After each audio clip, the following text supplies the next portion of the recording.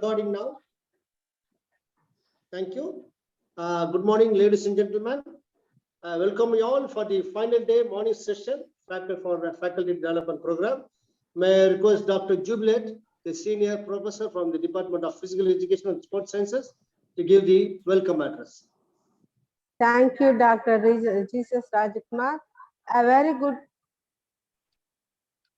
very good morning to one and all who are present here for this activity session. I wholeheartedly welcome today's chief guest, our registrar, to give his inaugural address. Welcome, sir. I cordially welcome today's resource person, head of the Department of Sports Management and Coaching, LNIP Gwalior, who is going to deliver his speech on advancement in technology and innovation in sports and sciences. I am very much pleased to welcome the Director of Sports, organizers, co-workers, dignitaries, participants, scholars, and sports fraternity. Once again, I welcome you all. Thank you. Thank you, Madam. Thanks for your welcome address. May I request our Honorable Registrar to give the inaugural address. Sir, please. Thank you, Dr. Anish Pulkar, Speaker of the Day, colleagues from the Directorate of Sports, deans, heads, and faculties from other directorates. A very, very good morning to all of you. Indeed, it gives me a great pleasure in participating in this faculty development program.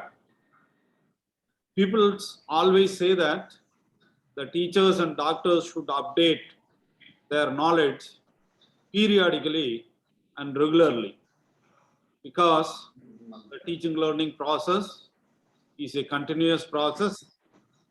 Unless otherwise, we update our knowledge and we become obsolete. In this aspect, I appreciate the effort made by the Director of Sports and his colleagues for arranging such kind of faculty development program. I hope the discussions and deliberations that are going to happen today would improve the skills of our faculty members. On behalf of SRM, I thank Dr. Anish for accepting our invitation and helping us for enriching the knowledge of our faculty members. Thank you, sir, for being with us right now. And thank you for the opportunity. My best wishes to all the participants. Thank you. Thank you, Ananda. Thank you, sir. Thank you for your motivating and inspirational inaugural address, sir. Thank you so much. Ladies and gentlemen, it's time to introduce Dr. Ashish Pulkar, today's resource person. Dr. Ashish Pulkar is presently working as head of the Department of Sports and Management and Coaching at LNIP Gwalior, India. Dr. Pulkar has developed the passion for sports and fitness at very early age. After his bachelor and postgraduate degree in physical education and sports sciences from Devi Ahilya University, Indore, he qualified NET National Eligibility Test in June 1999. His education didn't stop there. He was awarded with Doctor of Philosophy in Physical Education and Sports Sciences in the year 2006. With over 19 years of experience in teaching and coaching physical education, fitness management, and sports management at postgraduate, undergraduate level, he has got opportunity to function in variety of educational settings, making it easy to adapt to new situations and faculty concepts. Recently, Dr. Ashish has published a complete guide of fitness management, personal training, and nutrition, theory and practice, which is available on Amazon. It's a genuine work in the field of fitness. He has been working with many national and international bodies. Member of National Sports Education Board, made by Ministry of Youth and Affairs and Sports for setting up School Sports Education Board of India. He is an expertise and has genuine interest in fitness and presently teaching PG Diploma in Fitness Management at LNIP Gwalior. He is active person as a resource person in many international and national webinars, conferences, and HRD centers as a resource person, inspires many and helps shape their professional and personal lives. Over to Dr. Ashish Pulkar. Sir, Thank you, please. sir. Thank you. I hope you can hear me. Yeah, sure, sir. Sure, it's audible. So thanks for such an elaborate introduction, first of all. Let me thank the Department of, Sports, Physical Education and Sports Sciences, SRTM University, distinguished guest and registrar of SRTM, Dr. Ponusamy, Director of Sports of SRTM, and of course, Dr. MC Jesus, who has been addressing me today. It's been a privilege and pleasure to meet you all on this platform. And I hope you all have enjoyed your sessions on this platform, which was created by SRTM. Today, as we all know, that advancement in technology and innovations in sports sciences is leading the way for many of us. I will be sharing my ideas in this particular topic, but I will keep this session open for the discussion whenever you feel like. First of all, if I may start with what has happened and where we are moving or where we are heading today. Let's look at this particular pic, which tells about your healthcare today, which is in a total flux when we had seen the collapse of our healthcare system during the COVID situation. It has also disrupted many global economies, which were the superpowers of the world.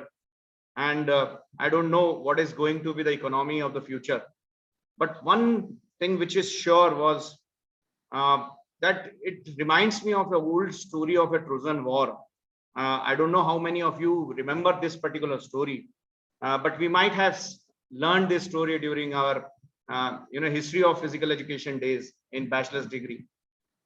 So if I shortly explain you this story, if you can permit me, Trojan War, in Greek mythology, they says that this particular war was between the Greek and the people of Troy. And the Trojan was the prince who was abducted. Helen was the wife of Menelaus, Sparta king, the wife of the king of Sparta. And when they demanded her return, Trojans refused to return their wife. So Menelaus persuaded his brother, says that we must get our wife back because this is the, a status, and this is something we are humiliated by Trojans again and again. So this Trojan War went for 10 years, and you might have learned about that this war ended with a innovation, and that innovation was none other than when the brother of Helen, Odysseus, created a wooden horse in which they sat with 100 of their soldiers inside that particular horse. And when entire, palace, or you can say that fort, all the soldiers were sleeping, at night they invaded them. And that's how the war for 10 years was ended with the capture of, Trojan. So this tells a story about a strong leadership, a persuasion to win, and is also proud king who bring back her wife from the captivity and his son from the captivity. Now, what is the story is all about is this war was won, because of a great innovation. That's the learning behind this particular story. And innovation is the key to the world. That's what we had learned in this crisis situation when the COVID arises. Research and innovations are the ones which had saved our world today. Whether it was COVID-19, robo-COVID machines, which we had seen during the Japan Olympics or Tokyo Olympics, where, samples were created without being, touched by any human beings. Whether it was COVID strip test services which were offered, whether it was a simple face mask or face shields which we had used, whether it was a negative pressure chambers which were created while connecting the sample. If the sample falls down, nothing moves from the floor, or whether it is a lung care applications or lung sprays which were invented. So these are the innovations which has disrupted the world and which saved our world today. Today I am going to talk about some background about what innovations are and how it works in a world of sports. We'll also talk about types of innovations we use in sports. What are the technology? What are the fundamental benefits of the technology? What are the five important dimensions which we use in the innovations in sports? What are the various softwares which are used today? We will also touch upon some of the cricketing technologies which are used today. Most of you know about it. And that's how we'll conclude. So I hope this will be a fruitful session for you all. And thereafter, we will allow you to take your doubts and questions forward. So, sir, shall I go with the flow? Can you hear me, sir? Yes, you are audible, sir. Please proceed. I keep checking myself in between Yeah. so that I know that people are listening or people are aware. Thank you, sir. So there are some research questions we may ask ourselves, and that is how this research and development in the sports domain is changing the world. What are the things which are changing the sports? What are the different typologies or innovations which are, leading this sports? What are the driving forces which are changing the research and development in sports? Who are the people who are innovating? Who are the new actors in this innovations? And how can we keep in this competition? How we are going to keep ourselves updated in this competition? This is very important. Now, if you look at some of the challenges which India is facing or has to face, because we say that our country is one of the youngest nation in the world, and with nearly 140 million people in the college going age group, 1 in every 4 graduates in the world by 2030 will be a product of Indian higher education system. So if I say so, that means we have bigger challenges today. And by 2030, the already existing challenges which we will be facing is how can we make our education affordable to the people? How can we make it accessible to the people? How we can make it available in the local areas and wherever the people are? How we can accommodate the people from each strata of our society? And how can we make them acceptable in this particular education system? So these are very bigger challenges which we are facing, and we had seen some of the questions being answered through the online and the platforms which were created during the COVID-19. So we need to be as curious as this particular chimpanzee is, and he is wonderfully curious about how butterfly moves, what are the colors, So this gives you a glimpse of, how a person, a man can be curious to know about what his or her future is. Now let's look at some statistics. Now this is the data of 2019 rankings issued by the Global Innovation Index, and it has been given the 100 most innovative countries which leads the world. And you will be surprised to know India doesn't reflect in this particular stat. So if you look at this particular stat, it shows how innovative countries are doing well, and leading the way, Switzerland is the most innovative country, followed by Sweden, Netherlands, United Kingdom, Denmark, Israel. Of course, it is a very small country, surrounded with so many enemies.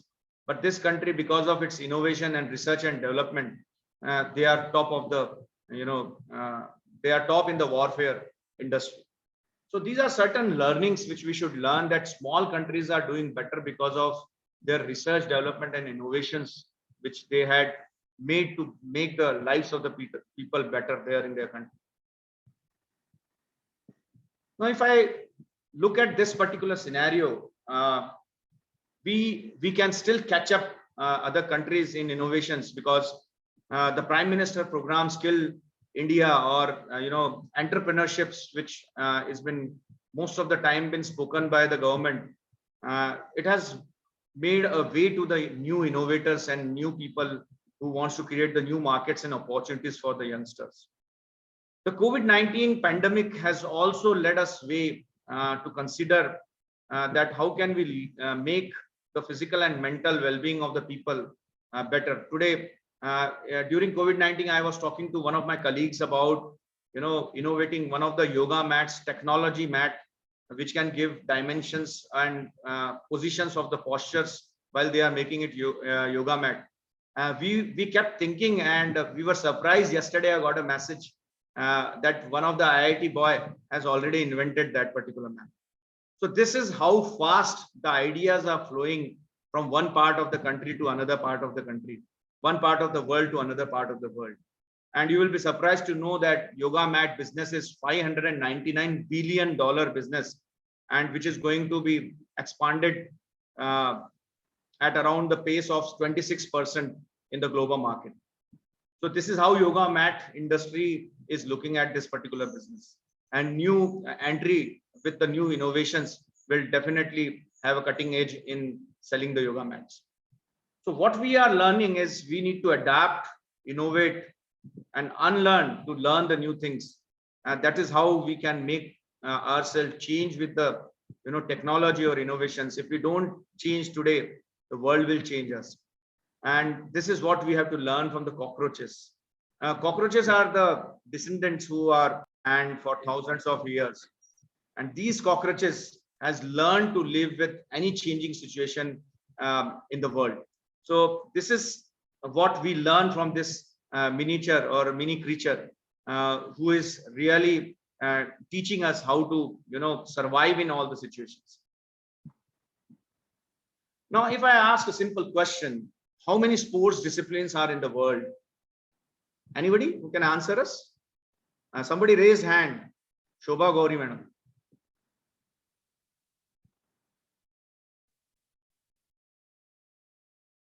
Hello, can you hear me? See, there are simply, if you look at this particular question, there are 8,000 various sports disciplines which have been, working in this world. And this is a big number. Apart from this, we also have Summer Olympics. We also have Winter Olympics, in which there are 44 different events in which people participate. We have Asian Championships, we have Commonwealth Games, we have many World Championships, FIFA World Cups. The world has a particular calendar for sports, which is filled with action-packed sports throughout the year, and that's what has led us a way to create something new or innovate, which can be helpful in the world of sports. Now, if you ask a simple question, what innovation means, there are three thin lines between creativity, invention, and innovation. Creativity is the act of, turning new ideas and imagination into reality. Whenever whatever comes in your mind, you put on the canvas or you create something new, is creativity. And creation of a new ideas or concept, invent. Excuse me sorry for the interruption, Dr. Ashish. Yeah. The screen is not shared. Only the topic is there. Okay. So not slide share is not moving ahead. Yeah. Thank you. Okay, thank you, Vaishnav. Thank you. Now, is it seen? No. Only you can see the first slide. Okay. What I'll do, I'll stop sharing and I'll reshare my No, slide. you start from the beginning. The left Yes, corner yes. is there, sir. From the beginning, you can click from the beginning. They're ready to start. Just. Thanks for informing me.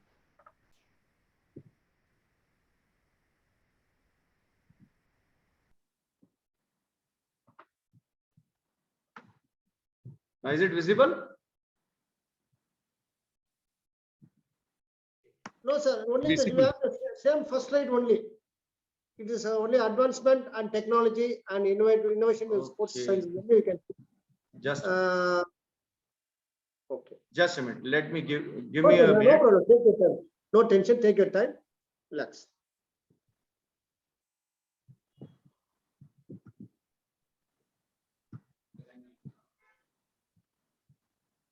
The first slide is removed now.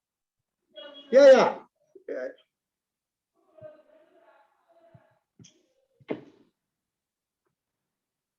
From the beginning. Next column is there from the beginning. You click the from the beginning. Next. You touch the from current slide. You next one column is there from beginning. Yeah. Now, can you see the first slide, advancement? Yeah, yeah. Only first slide only. Now, can you see the second slide? It will No, take time. no, it's not visible. Only the It- first slide you are seeing. It will take time to reach as I move the slides. Okay, sir, no problem. Just continue, sir. Nothing to worry. Because that was a Just very people will see. important things which people should see. That's what I was trying to just. Okay, fine.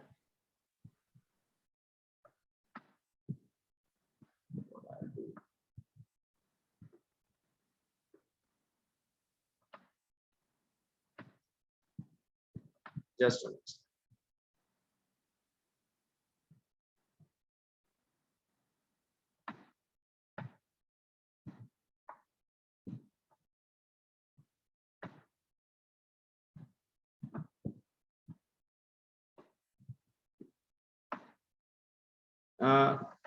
Is it that only host can share? You can change that to all panelists. Okay, sir, we'll tell our host to share that. Nothing to worry. We'll That's share. why the slide is not shared. Surya, Deepak, you please share the screen.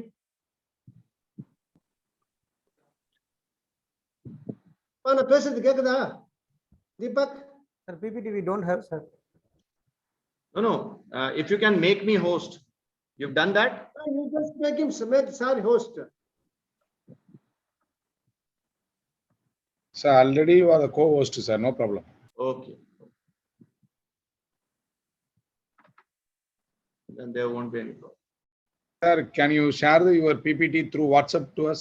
Yeah, we can do that right away. I can do that. Jesus or myself, no problem. Yeah.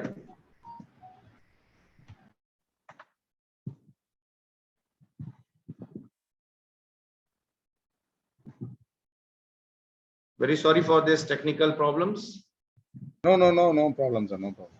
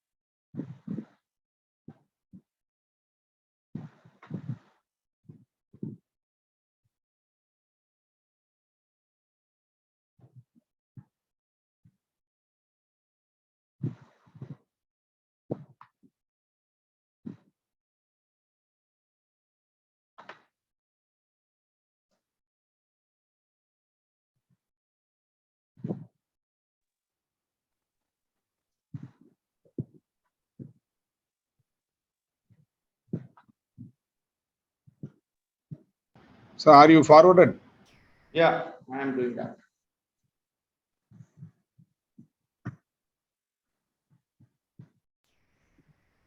This meeting is being recorded. Yeah, can you move forward? We had completed this Trojan. No, forward. Yeah. Next. Yeah, I talked about the flow of presentation. Yeah, please go ahead. Please go ahead. We had covered this as well. Okay. Can you please go ahead? Okay, stop. Now I have to keep telling you from where we have to start. Okay, so stop here on this particular slide, our learnings. As I was sharing, very sorry for all this disruptions, but hope we are on track and we'll move forward from this. Sir, I am audible to you all? Yes, sir. Yes, sir. Okay, so we'll again be on track and we'll try and finish in time. So I was talking about how can we change ourselves and our lives, what we had seen during COVID-19, and we have to learn from a mini creature like cockroaches who are surviving on this earth for a million years. And they had, teaches us how to adapt to the situations changing world, how to innovate to keep alive and keep our mental well-being and physical well-being, and how to unlearn to learn the new things. So this is something which we always keep learning when we progress in our lives. Can we move to the next slide, please?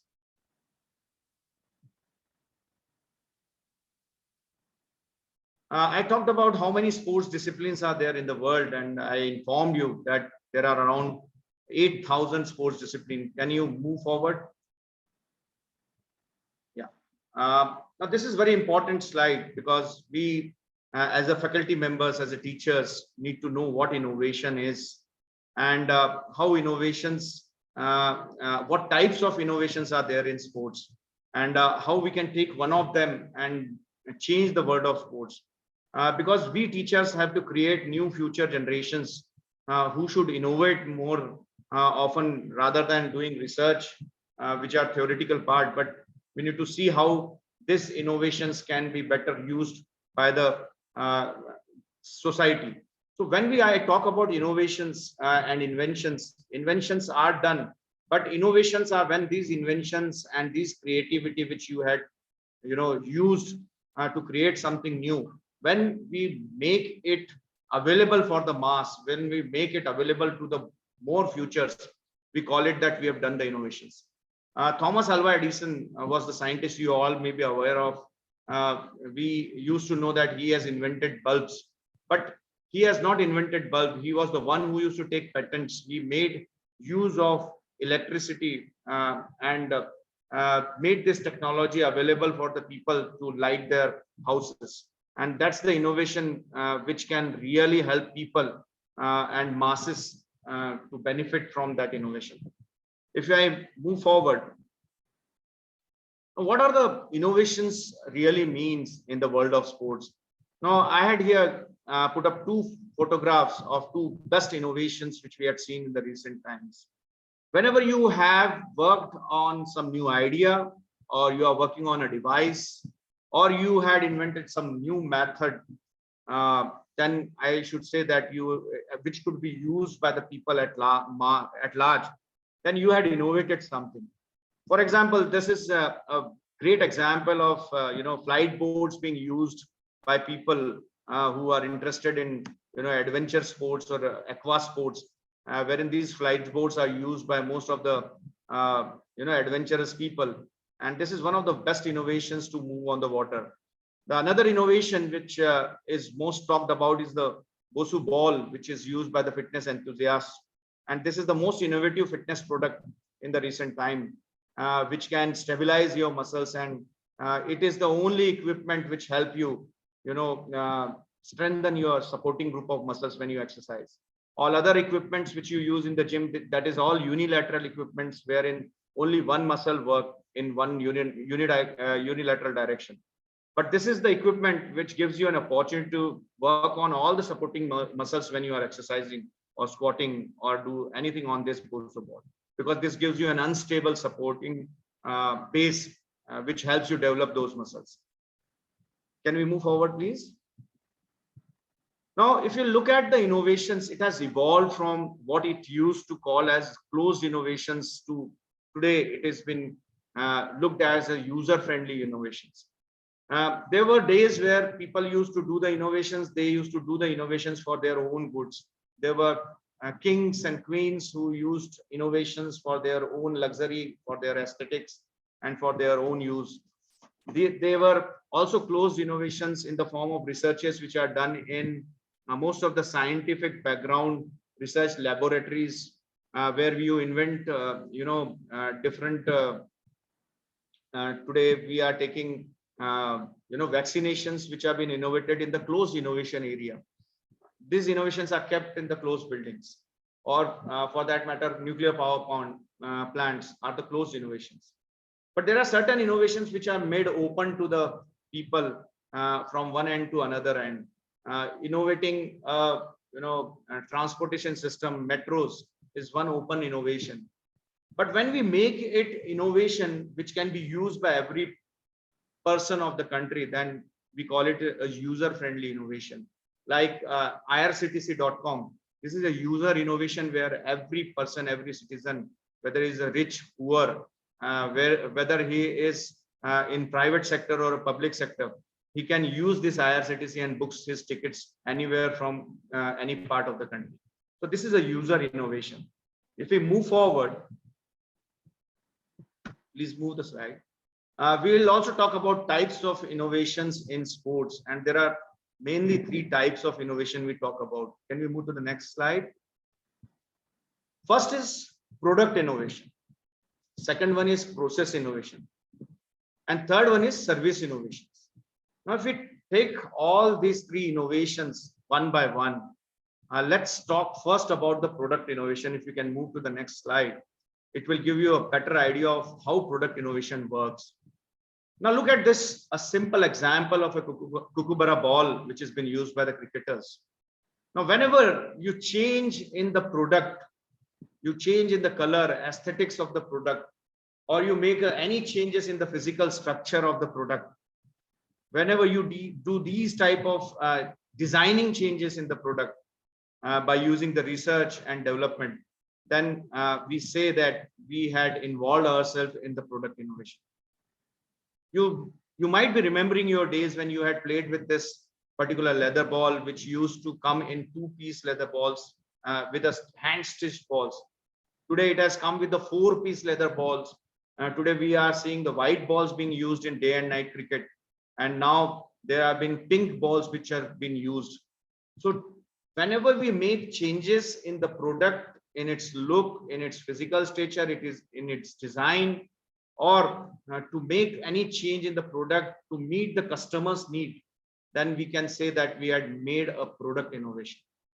Now, if we can move to the next part of the slide. So what is the degree of changes you had made in the product? What is the addition you had made in the product families to create the next gen product? Now there are balls for next generation which will be coming in cricket, will be introduced, are the balls with the chip inserted in it. It will give you exact analysis of how many overs and balls has been bowled by that particular ball, how many times that ball was been hit outside the stadium. It will also give minute details of what was the speed of the ball thrown. So these are electronically injected chips which will give you a data of any ball being used in the matches.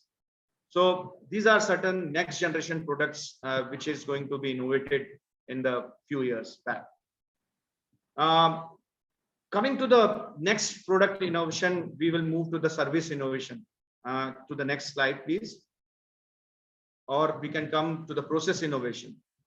Now, process innovation is the second line of innovations which we use whenever we make a significant changes where we change the method of using something, we change the method of creating the fixtures, or we change the method of production or delivery to the people. So whenever we make our processes simpler, faster, or more accurate, or we can make it more reliable for the people, and if we can make our things more less expensive for the people, cost effective for the people, then we can say that we had made the process innovation.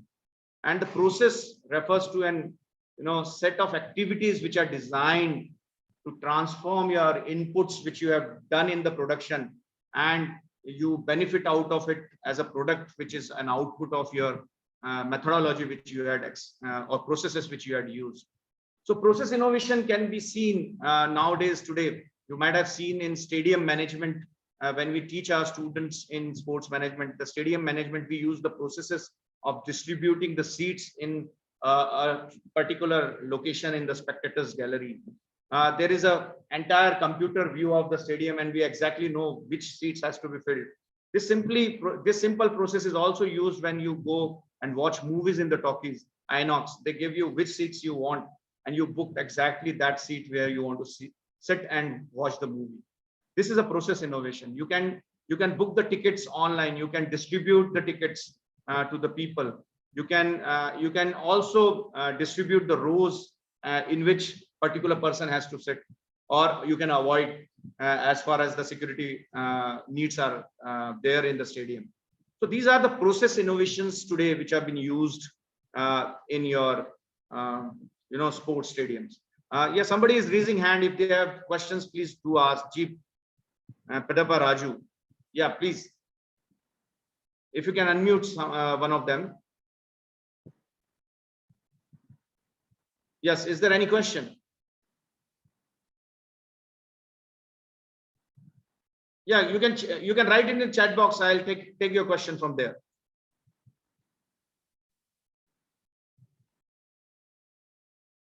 So may I take the questions right away, or can we do it at the last of the presentation? Okay, great. So we'll go with the flow, and Mr. Raju, you can keep your question for the end of the presentation. Okay. So this is the process innovation I was talking about. So we had learned about the product innovation. We had learned about the process innovation. The third part, we'll learn about the service innovation. So Mr. Deepak, can you move the slide, please?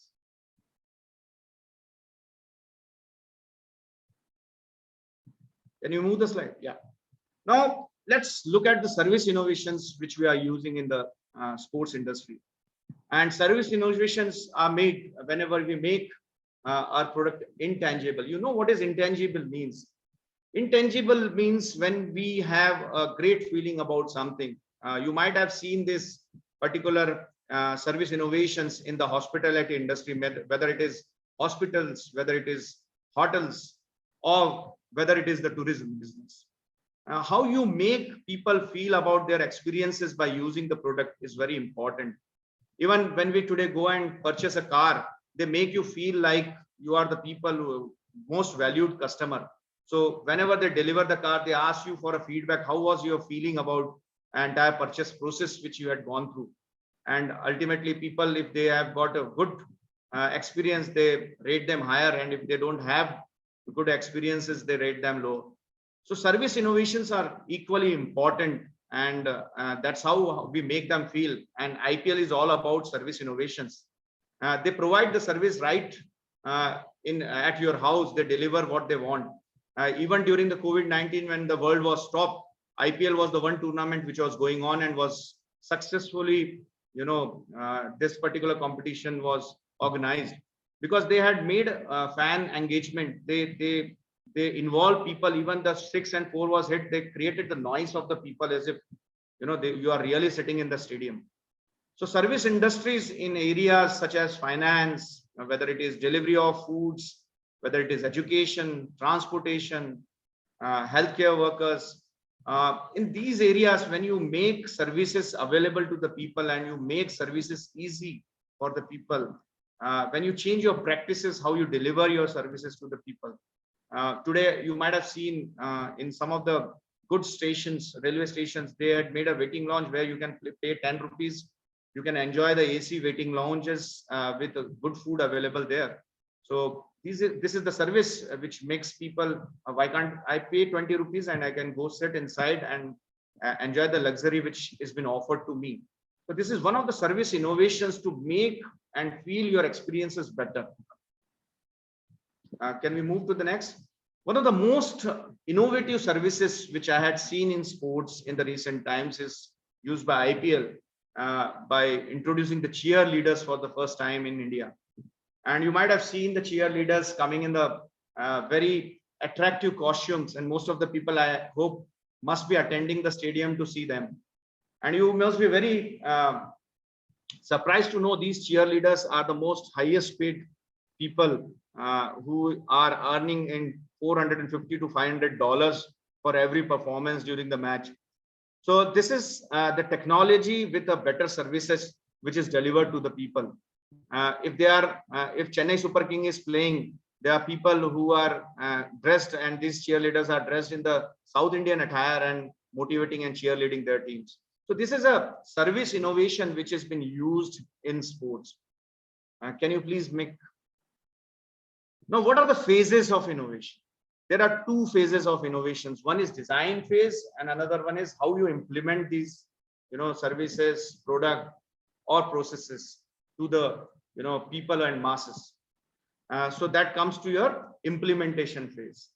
Now, innovations in sports actually impact in 4 ways. One is sustaining, if your innovation sustains. Second is whether your innovation is disruptive. Third is whether your innovation is radical. And fourth is whether your innovation is an incremental. Please stay at this slide a little longer because we need to explain this particular slide. Now, if I talk about the sustainability of the innovation, you need to understand that if you had made a very good improvement on the product, whether it is a hockey stick, whether it is a cricket bat, that aims to sustain the position in the existing market. If you had innovated a bat which lasts for 10 years, lasts for 12 years, then you had created an innovative product which is sustainable in the market. But when I talk about the technology, it is disruptive. It disrupts the entire market. It changed the entire scenario of the sports. So technology like Hawkeye is a disruptive innovation. Now you cannot conduct or organize an international level to tennis tournament or international level badminton tournament without using an Hawkeye technology. So technology or new businesses or model which can disrupt the entire existing market of sports, such type of innovations will come under the category of disruptive innovations. And some are incremental innovations. So whenever you are gradually or continuously improving on your existing product or product line, or you are continuously changing your product to meet the needs of the people or to meet the need of the sports, that means that is known as incremental innovation. So if you see the cricket ball which I had given you as a product innovation, is also incremental innovation where we are changing that ball as per the need of the people. So there is always scope for change and improve in that particular product. And lastly, we call it radical innovation when there is a suddenly a technological breakthrough that transforms entire industry and it changes the entire industry, often creates a new market. Now, one of these innovations I'll be talking in the subsequent slide is a fan engagement technology, which has really disrupted the world of sports. Now, people or the organizers or the entertainment channels, they understood that we don't need physically people come and see the sports, but we can reach to the people by fan engagement technology. So this is a radical innovation which we had seen in the recent years. Now moving to the next slide, please. Can we move ahead? Because we had explained this particular. Yeah, please go ahead. Yeah, just go back. Next. Now this is a Hawkeye technology. Hawkeye technology is very important disruptive innovation which has changed the entire world. If I talk about Hawkeye, it has become, integral part of over 20 international sports, where this is a compulsory and mandatory requirement to, make this technology available whenever players are playing. This particular innovation has been used under 450 plus stadiums across the world. And every year it covers around 7,200 games or events. So every second game, we are using Hawkeye technology. And it has offices been now, placed on each continent. They are moving in, spreading their businesses. So this particular innovation has really changed the world of sports. Can you move to the next slide? Yeah, next slide. This we had already. Yeah. Now coming to research and innovations in sports, and we will talk about the 5 dimensions in which we are using these research and innovations. There are 3 aspects or 2 aspects which leads to the technology or augmented reality. First is sports sciences, where most of us are using the wearable technology which has been wear in the body in the form of wrist watches, fitness watches.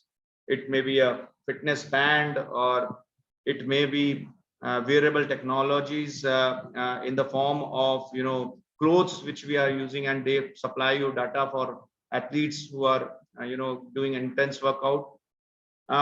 Also a combination of sports engineers and nanotechnology which has been used to lead the way for sports technology. So let's understand this particular part of research and innovations which are used in sports. If we move ahead, now what is sports sciences? Now it is the use, most of the people today are talking about the sports sciences and the opportunities it may create for the young generation today. As we all are, even ministry is very keen on developing this area so that our sport should get benefited by the research and innovations and the sciences background or support, scientific support, which has to be created for our sportsmen.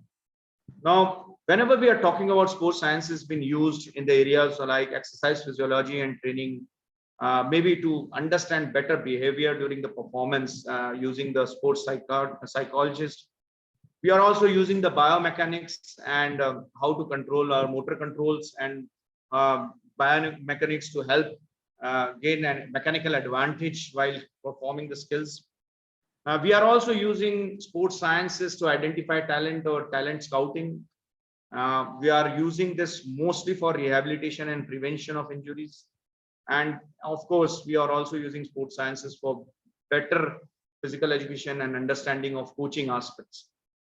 Whereas the second aspect in which we are doing researches are wearable technologies and the technology in sciences, which we are using in the forms of sensors being used, virtual reality or augmented reality, which has been used in the sports. We are also using these technology to gather a lot of scientific data about sportsmen while they are performing off the track or while playing. We are also using smart spaces and cities to identify which are the smart areas and how we can create these smart areas with the help of technologies and how we can blend it properly with the environment. We are using tracking and video analysis for better sports data which can be available for the sportsmen. We are also looking at the business science of particular technologies being used and research being used. Whether it is strategies which have been made, you are using a lot of games which can help you create a better strategy while you are moving on the courts. It's been used in football, basketball, handball, all these sports. We are using innovative marketing strategies with the help of digital technology. We are using technology to transfer players from one place to another. We are using technology for the students so that they can learn better, which we might have seen the softwares and many online platforms being created during COVID-19. And of course, it has been used for financing and accounting. So these are certain technologies and innovations and researches which are being used in sports today. Can we move forward? If we can go into the details. Now, if you look at the sports technology, actually it is a Greek word originated from a technology, which means a systematic treatment. So in other words, if you need to understand sports technology, it is a branch of knowledge dealing with engineering or applied sciences. Whenever we applied the knowledge of engineering and sciences in sports, we say that we had used the technology. So if you had created a technology to find out whether my 3-point shot, every time I release the ball in the basketball and it goes in the parabolic path and should enter into the ring, then such technology is really helpful to know how our basketballers should release the ball at what angle and what angle it should approaches to the ring. So this technology can be very helpful for the people to improve their skills in that way. There are technologies which have been used where we had used these technologies to find out how the skill is performed so that it gives you a difference between what is the ideal way of throwing a shot put or throwing a javelin. And you use this technology to match your reality with your ideal throwing technique. So that's how a student who is learning javelin throw can have an idea of how or where are the mistakes, which are the phases where he can improve and match with the ideal throw of javelin. Moving to the next slide. Can we move another slide? Yeah. Now, if you look at the modern day sports, Now, where are we using this technology? Where are we using this technology? We are using these technologies in these areas. The most important area is fitness. Fitness industry is hopefully making a lot of business by using these technologies in gyms, in the forms of treadmills, which have been innovative. There are treadmills which will give you an very environmental effect while you are running, by creating an environment where as if you feel like you are running in the nature. There are technologies which are used in training athletes, whether it is elite athletes, whether it is a grassroots athletes, to find out what is the data available, how they are training, what is the systemization of training, to create the periodization of training. We are using these technologies. We are using these technologies to find out the techniques which are ideal for performing sports, to create tactics and use of tactics during the game. We are using touch pads, and we are using electronic pads where we can show our players there itself what tactics you want to use or the moves which you want to use on the court. You are using this for creating strategies. You are using technology for taking very sincere feedback. It may be a Google form, it may be any other way of taking feedback. We are using technologies today for impartial decisions and officiating blunders been made. So there is a third umpire, or there are video analysis which has been done, video referrals which have been taken in the game, which is giving a cutting edge to the officials to give a right decisions. There are technologies for updating statistics and the analysis of their skills. And of course, technology is also used to create interest for sports among the people. So attraction, involvement of people, engaging the fan in the sports. This is also a way of, very good technology, use of technology. And of course, we lastly use this particular thing for talent identification. So these are the areas where, in the modern day sports, technology is playing a very important role. And that's where we should head for. So technology is also differing from sports to sports. If you look at the sports sciences, it is again, sports sciences is also a discipline that studies how healthy human body works during exercises and how sports and physical activity promote your health and well-being. So sports sciences actually helps you assessing, monitoring, advising, and optimizing your performance to the highest level. And also to help you, live your active life, or you can lifestyle perspective. So sports sciences, such as you are using sports training, whether you are using sports medicine, whether you are using exercise physiology principles, if you are using kinesiology, knowledge of kinesiology, if you are using knowledge of sports biomechanics and bettering yourself in performing skill, whether you are using sports psychology or knowledge of your nutrition and sports biochemistry. And of course, one very important aspect of sports sciences, which most of us are not aware of, is use of neuroplasty. I'll talk about this a little while, and then we'll move forward. Now, as you know, what is neuroplasty or brain plasticity? Anyone heard about this?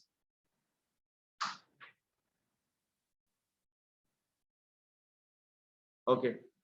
So neuroplasty or brain plasticity, as it says, it is not anything plastic, dealing with the plastic in the brain, but this is when we practice our skills, it has been seen that it is the mind which gives instructions to the muscle.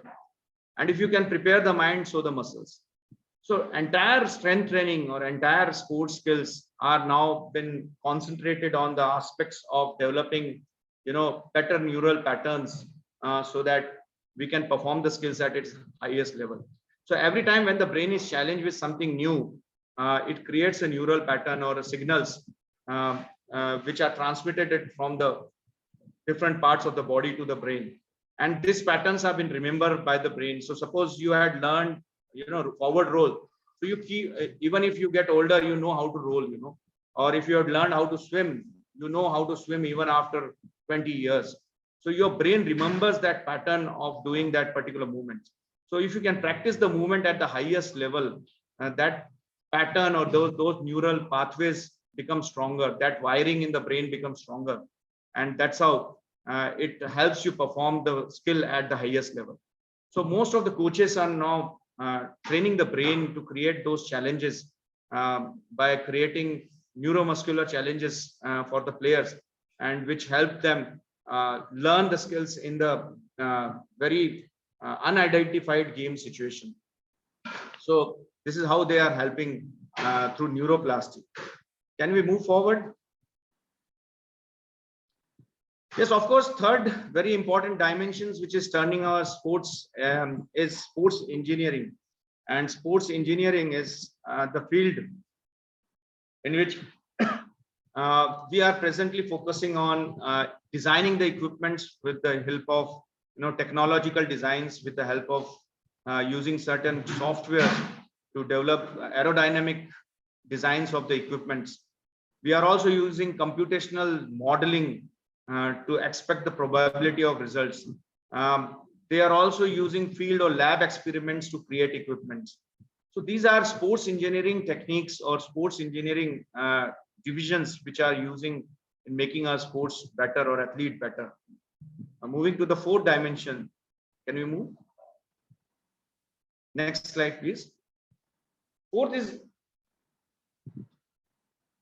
today, most of the people are using nanotechnology, and nanotechnology is one of the sports game changers in the recent times.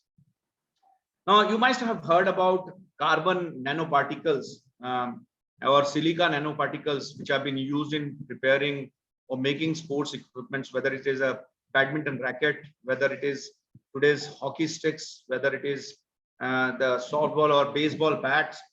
Or nanoparticle is very important because they are the material which we can use and which are used to reduce friction, which is very useful for longevity of the equipment. Durable equipments have been created.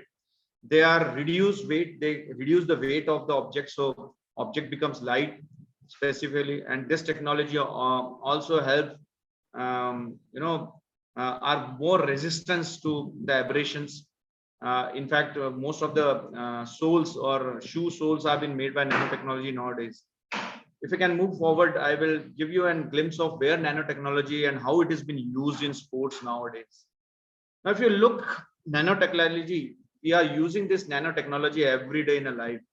But you need to understand that one nanoparticle, if I talk about one nanoparticle is equivalent to one hair, and one hair may have more than 1,000 nanoparticles. So this small nanotechnology is, or nanoparticles are. So whenever these nanoparticles are added to sports equipments, this can make the sports equipment stronger, lighter, and long lasting. So gone are those days when we used to, I will tell you very simple example of nanoparticles being used today is, you might have seen winning rackets. All of you might have seen this. Those who are in the world of sports or working with physical education, they are aware of the guttings which we use in badminton racket. Today, the wires which comes, or the strings which are coming in the badminton rackets itself have been made by nanoparticles. And even the racket frame is been made by carbon fiber nanoparticles.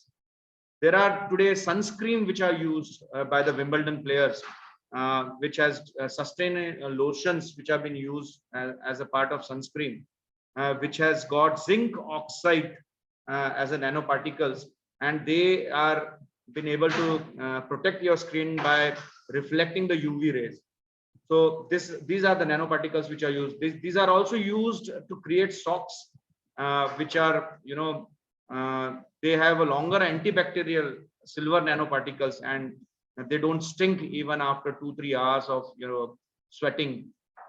There are also uniforms, or there are also sports wears which have been made of nanoparticles, and that's why Reebok, Nike charge you 3,000, 4,000 for one t-shirt.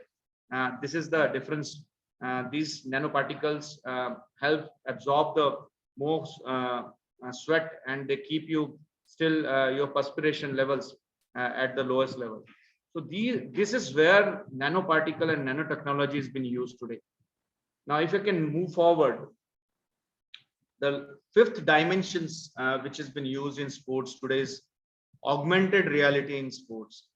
And you know that augmented reality is something where we mix our imagination with the real world and bring it on the screen.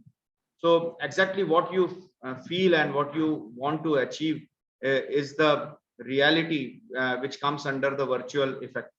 So if you can move forward, I can explain you in a better way that how augmented reality helps. Now, whenever you use augmented reality, there is one transmission which you need, and that has been generated, or that data of augmentation is generated either by computer or either by your mobile. So when you mix that particular imagination, which has been made through computer or your desktop, with your physical environment, physical real world, then we had made an augmented reality. Now, where we are using, you might have seen during watching a football World Cup, or you are watching a European League. You might have seen while you are taking a corner kicks, they show the exact trajectory the ball will travel when you kick from, or a player has kicked, or they always show you in the video how Messi has created the opening, or where the ball was pitched or targeted. So this is how much it swings from the goal. So this is an augmented reality where they made use of real video with the help of how it went in the physical or real ground world. So when you mix these two images together, it creates a better world for athletes where they went wrong. So this is what tells about augmented reality, which is very much used in the sports. Can I go to the next slide, please?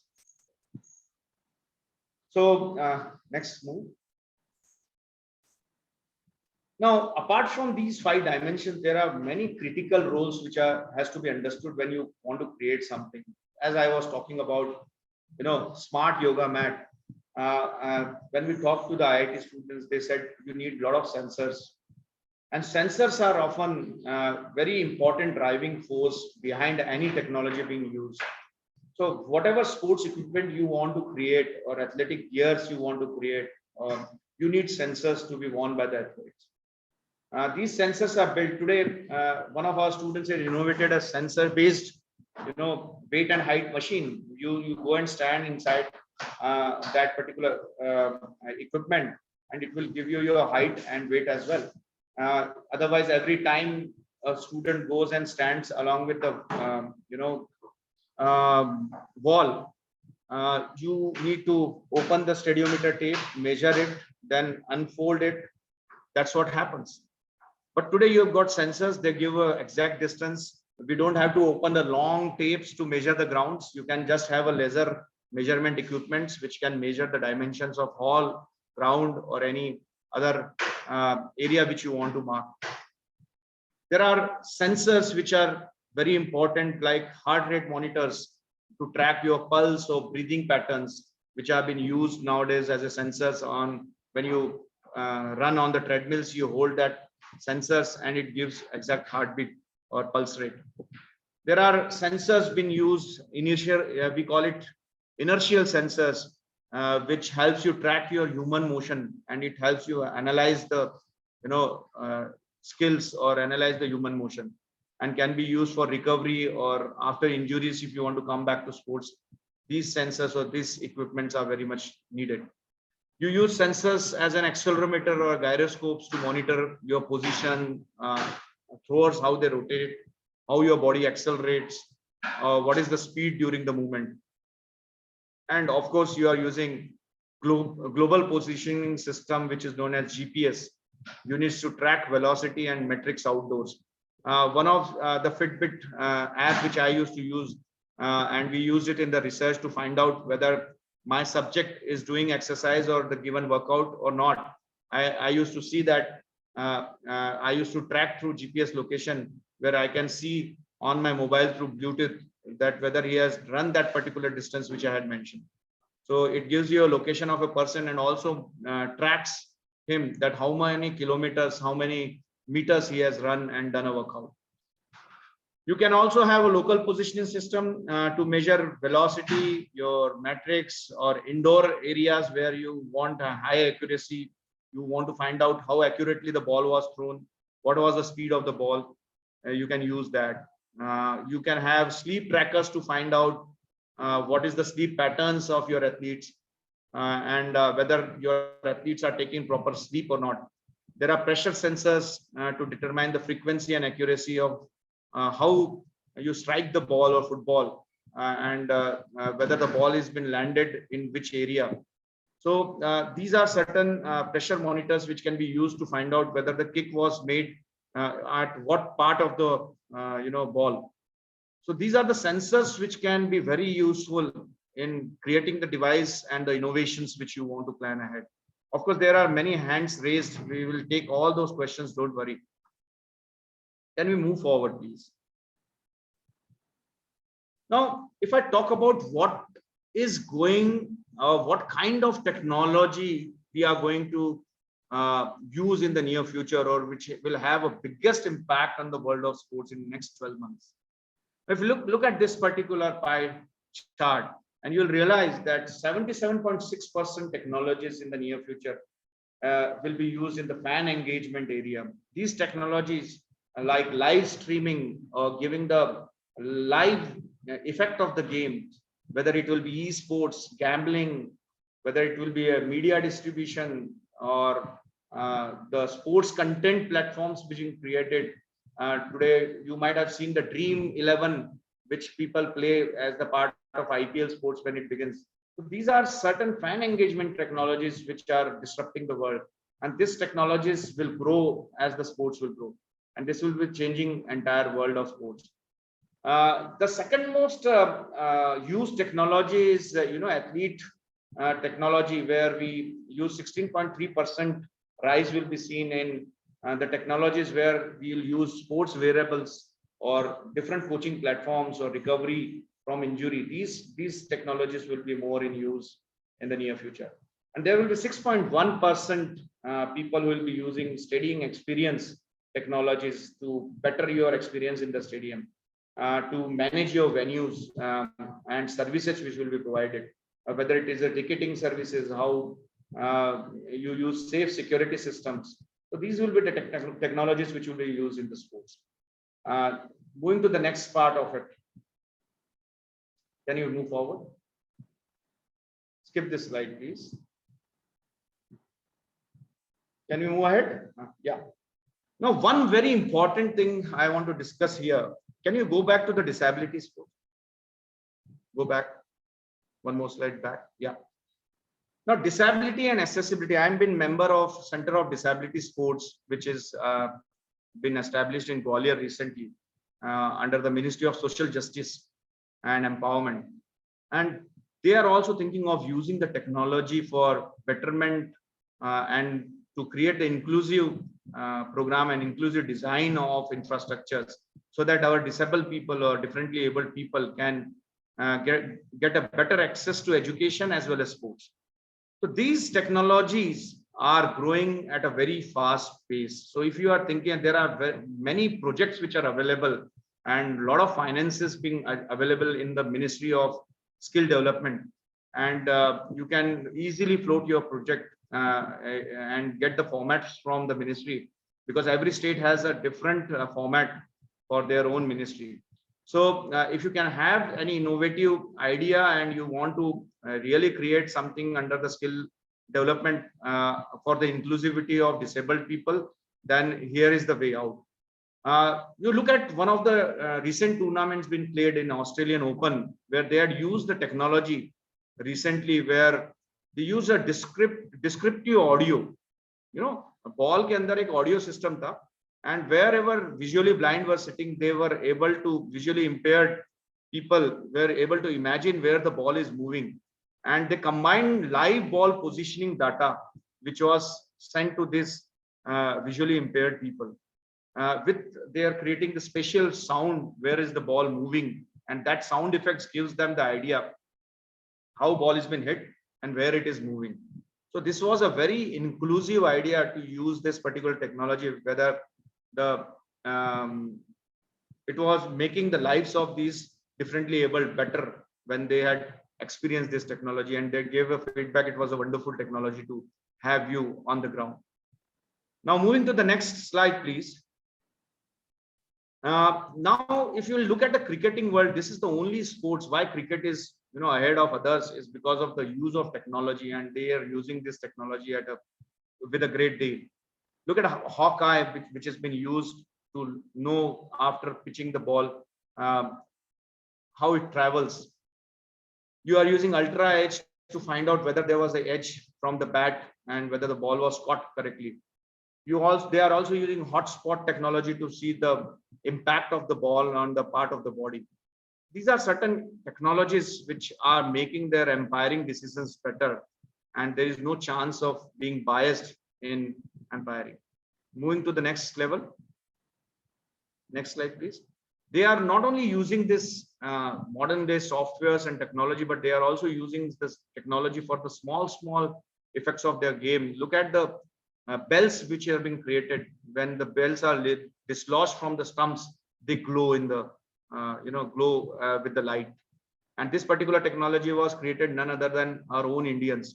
So this technology has really changed the world of runouts which have been made in, or decisions for runouts which have been made in cricket. And as soon as these bells get dislodged, they glow with the light, or you can say a very illuminated light which comes through that bells. And this particular technology was improved with the time, because as soon as it has been touched with a minute touch, it also has the sensors which glows the light. You are using technology to find out what was the speed of the ball thrown by the bowlers. What was the they are also using technology to capture the images from the caps which are used by the umpires. They are using technology to find out what is the correct daylight which is available to play or continue the match. They are using technology to find out and remember the number of balls being bowled by the bowler. And they are also using Skyware cameras to capture entire stadium and entire live matches. So this is how technology is changing the world of sports today. Can we move to the next part? So concluding to what I had discussed today, the most important technologies and innovations which are really used in the sports is nanotechnology, augmented reality in sports, genetic endowment. Of course, I didn't touch it because it needs entire whole new session for you to start with 2 hours of session for genetic endowment, wearable technology, softwares, and artificial intelligence. Last slide, please. Yeah. Last slide, please. Next, please.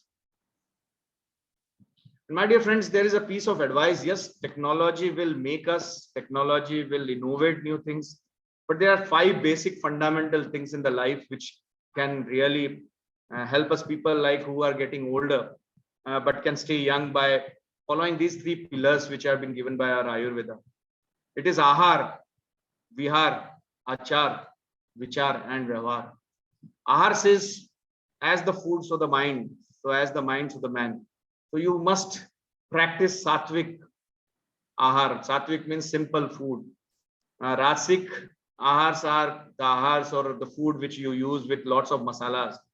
And Tamsik Ahar is, of course, the food which is junk food, which is been packed or tinned in the market. The second pillar is Vihar, means literally recreation. Whatever time comes, whatever the moments of life you can enjoy, go for a walk, go for adventure, move your bodies as far as possible. The third pillar is Achar, that is routine, and better routines and regular and consistent routine can help you. Having a good routine can help you lead a better life. So whatever you do, keep a good routine of Ahar, Vichar, Vyavahar, and Vichar.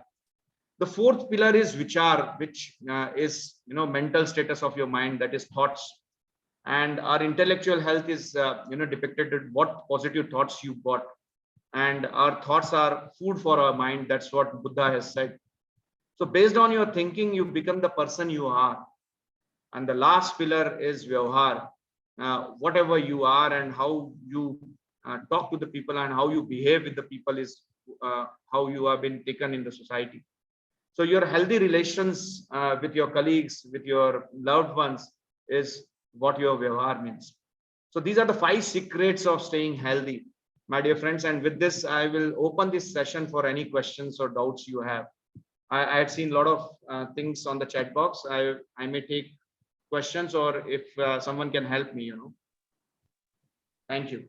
Yes, Dr. Ashish, we have a question from Mr. B. Kumar. What are the pedagogical methods in neuroplastry? He has a question. It's a question from Mr. B. Kumar.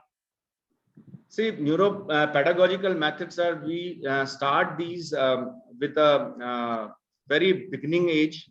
When you start training your athletes, you should also see that how you can challenge them or challenge their brain when they are practicing. Suppose we are teaching them handball. So we use some certain times that we give them 2 balls to handle, one to be dribbled and one to be thrown. So in that way, both sides of your brain starts working, and it becomes really challenging to control. So if you excite these types of activities, will excite them, challenge them, and once they get better in one of these aspects, slowly you can move to the complex level of these activities. So starting with eye-hand coordination, starting with hand-foot coordination, starting with foot and body coordination is very important. And you start this particular process at the beginning when you start training the students. So once they go into a traditional method of learning the skills, you also, in between, once or twice in a week, you must introduce challenging them to the new activities of learning things. So suppose you are teaching them how to throw the ball, you also, once he got that particular action, you also tell him to dribble the ball and throw it. So when the new challenges comes to their brain, the brain starts activating their neural patterns to learn to the new situations. Yeah, I hope this answers your question. It's a beautiful answer for Mr. Kumar. May I request the participants, you have any question, just post in the chat box. Our expert will answer you. We shall take 1 or 2 minutes break, sir. They will ask the question, then we can just answer. Sure. Wonderful session. Very happy that you gave a beautiful session. Thank We you. shall wait for 1 or 2 minutes, sir. Yeah. I am not in a hurry. Well, yeah, very happy.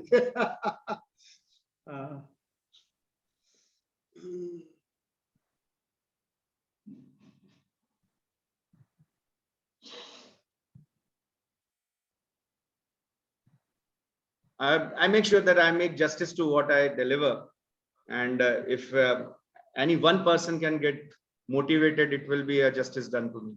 Yeah, 100%. As we are all teachers, we will have 100 students in a classroom. But whatever we say, at least 10 students will come out in a very big way. Like that. We are here to sow seeds in the heart of the young. That's all. I can go through some of the chats.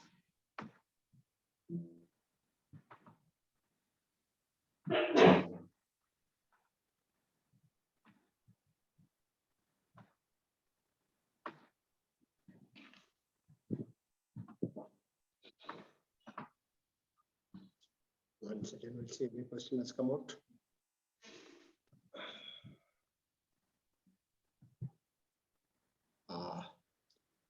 Yes, Dr. Ashish, no, I think no one has asked any questions. I think we shall move on to the next part, that is vote of thanks. Sure. Thank you. I'd like to thank our Honorable Minister for giving a motivational inaugural address. I'd like to thank Dr. Ashish for a lively presentation, which have enhanced the knowledge in a very new topic. I think all the participants must have been highly benefited. Thank you so much. I thank all the participants for patience here, hearing.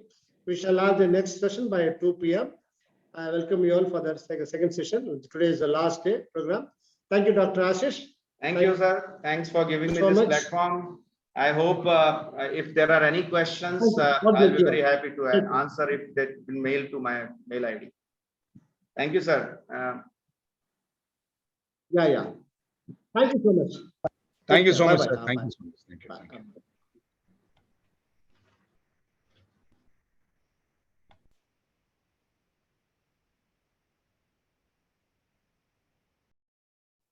you. Good afternoon, ladies and gentlemen. I feel very much delighted to welcome you all to the last session of the Faculty Development Program. May I request the Senior Professor from the Department of Physical Education and Sports Sciences to welcome the guardian, Dr. Jubilee, Madam.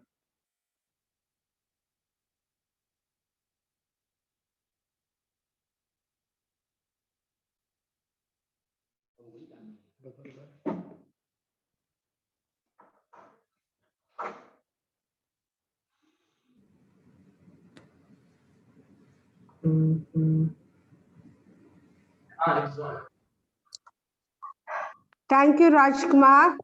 I am pleased to welcome you all for this final day FDP session. I am honored to welcome our Deputy Registrar who has consented to give his inaugural address amidst his busy schedule. Welcome, sir. I am glad to invite today's resource person, Assistant Professor in his Department of Sports Biomechanics from Tamil Nadu Physical Education and Sports University, who is going to share his experiences on the topic decoding crux of sports sciences. I am very much privileged to invite all my co-workers, director of sports, organizers, dignitaries, physical educationists, participants, scholars, and physical education fraternity. I once again welcome you all for this final day session. Thank you. Thank you, Madam. Thanks for welcoming everyone here. May I request our Honorable Deputy Registrar to give the inaugural address. Sir, please. Good afternoon to one and all, and it's a glad to be in the August function in the virtual mode. SRM Institute of Science and Technology and Department of Physical Education Sports, Department of Yoga, collaboration with the Lakshmi Institute of Department of Physical Education, Gwalior. Indeed, a great pleasure to see that how the virtual platform is happening on Yoga Day. SRM is not only known for a physical sports development, SRM University also known for a faculty development program. Really, I congratulate and salute the Director of Sports, Dr. Mohan, and Dr. Rajkumar, the entire physical director team.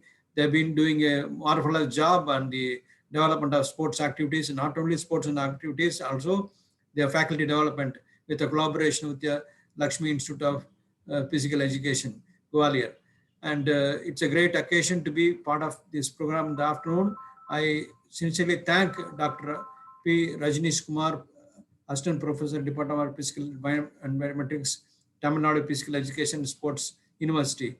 I welcome you, sir, for this August program in the afternoon. Thank you very much for giving me the opportunity to address this afternoon. I thank one and all once again. Thank you. Wishing you all success. Thank you, sir. Thanks for your wonderful address. Thank you, sir. Ladies and gentlemen, it's time to introduce the resource person, that is Dr. Rajni Kumar, the most wanted physical educationist and biomechanist in India is Dr. Rajni Kumar. Very hardworking, dedicated, humble, and a reasonable person. We are very much delighted to introduce Dr. Rajni Kumar to this August gathering. He did his BA History in Laila College in the year 2000, MSc Psychology in the year 2009, MSc Sports Biomechanics and Kinesiology in the year 2013, MPS in the year 2002, MPhil in the year 2003, and Doctor of Philosophy in the year 2011. At present, is working as an assistant professor in the Department of Exercise Physiology and Biomechanics in Tamil Nadu Physical Education and Sports University since 11th August 2008. International certification, qualified level 2 anthropometrist, accredited by International Society for the Advancement of Kinetometry. Coaching certification, Hockey India level 1 certified coach. Grant received for the proposal from Government of Tamil Nadu. Received 13.12 crores from Government of Tamil Nadu under TAN2 scheme for the proposal submitted to set up centers of excellence in sports biomechanics at Tamil Nadu Physical Education and Sports University campus. Research. Yes, doctoral research guidance. 5 PhD scholars completed and were awarded PhD degree under his guidance. Guide and supervisor for 5 PhD scholars. Ongoing research at present. International exposure, presented paper entitled Biomechanical Analysis of Penalty Corner Drag Kick in Field of Hockey in the ISBS 2018 International Conference at Auckland University of Technology, New Zealand between 10th September to 14th September 2018. Domain expert of the book writing committee for physical education subject from 6th to 11th standard at SCRT, Tamil Nadu in the year 2018. International research reviewership membership in professional bodies. Reviewer of research papers published in University of Jaffna, Sri Lanka. Member in International Society for Biomechanics in Sports, ISBS USA. Member of International Society of Biomechanics, ISB USA. He has received plenty of awards. Recipient of Star of Laila Award in the year 2000. Recipient of Food Corporation of India in the year 2002. Qualified for JRF in the year 2010. Over to Dr. Rajani Kumar for his presentation. Sir, please.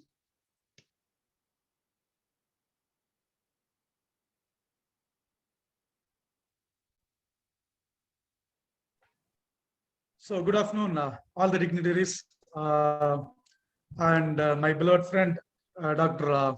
Mohan Krishnan and Dr. Jesus Rajkumar. So thank you for inviting me for this August program, FDP, right, which is conducted. This is the first time in the history of SRM, this is being conducted for the Faculty of Physical Education, Sports and Yoga. So I take this moment as a pleasure to share some of the knowledge what I gained with the August body. The title which I chose to do is, am I able? Dr. Mohan, am I audible? Yes, audible. But ஆனா உங்களுக்கு லோவா இருக்கு, உங்களோட network லோவா இருக்குன்னு சொல்லுது, அதுல கொஞ்சம் பாத்துங்க. Okay. Okay. Now it's visible, right? Yeah, you are audible and visible. Nothing to worry. Okay, thank you. Thank you. So, everyone, dear fellow faculty of physical education and sports science, this is Rajani Kumar here to share some of the latest information regarding sports science. There is the crux of sports science, the new perspective here.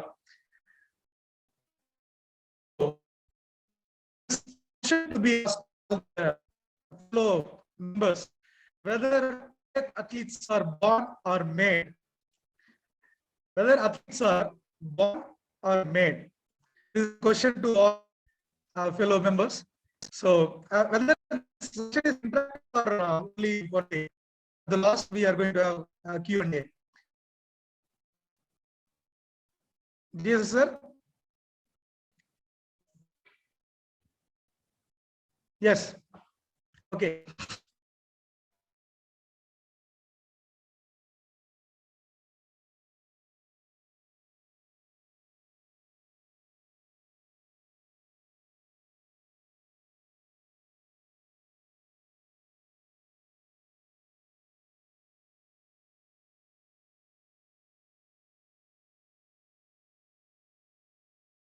Screen Deepak,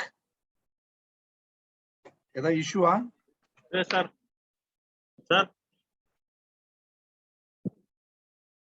அவர் ரஜினி சாரோட voice கிளியரா இல்லன்னு message போடுறாங்க எல்லாரும். Reason வந்து அவர் இருக்கிற இடம் வந்து low நெட்வொர்க்கிங்னே வருது. Am I audible now? Audible, இப்ப now audible, sir. Okay, fine. So, whether athletes are born or made, whether this is an interactive session or shall we have Q&A at the end? நீங்க எண்ட்ல வச்சுக்கலாம் sir interaction. இப்பே வேணும்னா அவங்க Deepak and Surya we will have யாரு question raise பண்ணாலும் sir இப்ப interaction சொன்னா யாரு கேக்குறாங்களோ அவங்கள நீங்க உடனே மைக் ஆன் பண்ணி விடுங்க. Okay, sir. இன்டராக்ட் குட்னு சொல்றாங்க நிறைய பேர். Okay, good.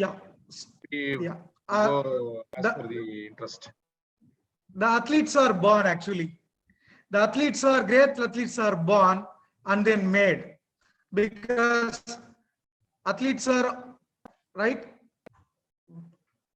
I mean, determined by athletes are determined by their genetic behavior. So later, the ideal potential is and then the elite coaches, the basic physical education teachers identify the talents and train them. In the professional ladder, they come up and then they come to the elite level. So we have a genetic influence on the athlete's performance, because there are a lot of research being done on genetic makeup. So during those days, we used to conduct some laboratory test with regard to what that is biopsy test. Biopsy test is obsoleted. It is obsolete, and if you see now the genetic tests are in progress. Okay, then can we give the same training to? No. So the sports science helps us to identify the specificity of training to each and every athlete depending upon the demand. Now we have country like Jamaica. Jamaica is a country with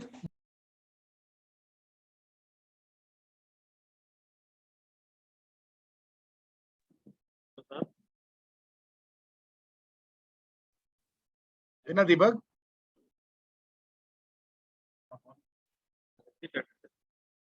ஒரு exit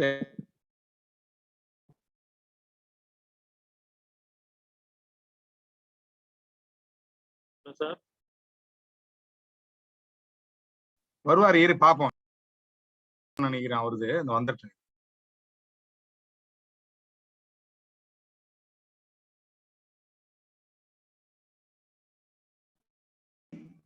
Ethiopia is a country where there is no basic facilities available.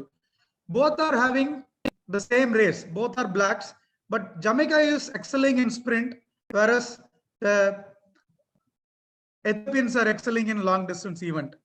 The reason is that the genetic makeup which belongs to Jamaicans they are having ACTN3 RR pattern, whereas Ethiopians are concerned they have RXX pattern. So the genes determines hello. Sir, your PPT is not visible, sir. Your PPT is not visible, sir.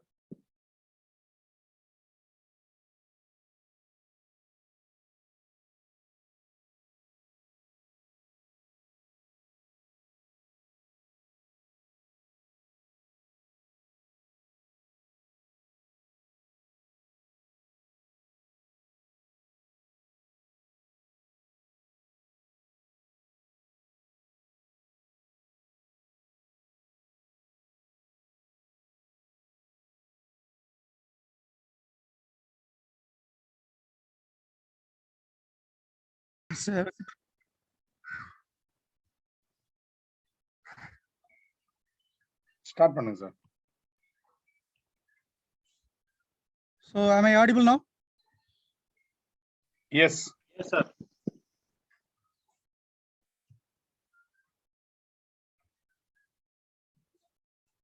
Yes. So now we are discussing about nature and nurture. So nature is nothing but the genetic makeup. So the genes which decides the athlete, and nurture is nothing but the training. So wherever we go, the athlete has to be the potential athletes of different sports and games. They have to be selected based on the potential makeup. This is one. And this is how you are seeing both Jamaicans as well as Ethiopians. Our Chennai population itself 2 crores. Tamil Nadu population is 7 crores. How come a country with only 3 million, that is 30 lakhs people, rule the sprinting domain in the world, both male and female? Like you can see Asaf Powell, Usain Bolt, then Yogan Blake. Similarly, the East Africans like Ethiopians, Kenyans, how they dominate. So obviously the genetic makeup and the potential athletes are selected, identified, and then they are nurtured by the sports science training through a scientific training by the athletes, by the coaches. Okay. So this is the history of ACTN3 gene. So in 1996, Dr. Kethin North discovered the ATN3 gene, ACTN, actinin-3 gene we say. So from 1996 onwards till 2016, there were 240 academic articles were published about this gene. Only one athlete, a Spanish long jumper, he is an exemption to ACTN3 gene because he is the athlete without ACTN3 gene dominance. He won Olympic gold medal, but rest of the athletes were identified with only the ACTN3 gene. So the RR type are nothing but these are the genes which makes the athlete to be dominant on anaerobic activities, that is sprint events. But XX type, ACTN XX type is predominantly helps athlete to be dominant in endurance sports, that is long distance running. So you can see the picture about actinin-3 genes. Now, so we just discussed about how sports science, right, is coming into picture with regard to elite performance, how to identify the talent and nurture the talent. So there should be always a bridging platform between the coaching and sports science. So the potential athletes, sports persons can be identified only a proper sports science talent identification program. After the talent identification program, so the athletes can be nurtured, that is trained with scientific inputs by the coaches. So one of the sports science, that is the core of sports science, is biomechanics. And biomechanics is nothing but an application of physics principles on the human movement. So biomechanics is having versatile application, but it is not only into sports. It can be applied in any sport, any domain which is concentrating on movement. And you can see anatomy and physiology, kinesiology, exercise science, and computer applications. These are all the sub branches. These are all the subjects which are amalgamated, that is combined to form biomechanics. So if you want to be a biomechanist, if you want to learn biomechanics, you need to have the knowledge of these sub branches, because it is an eclectic science. It is an applied science. And so we can apply the biomechanical principles on the structure as well as the functions of the body.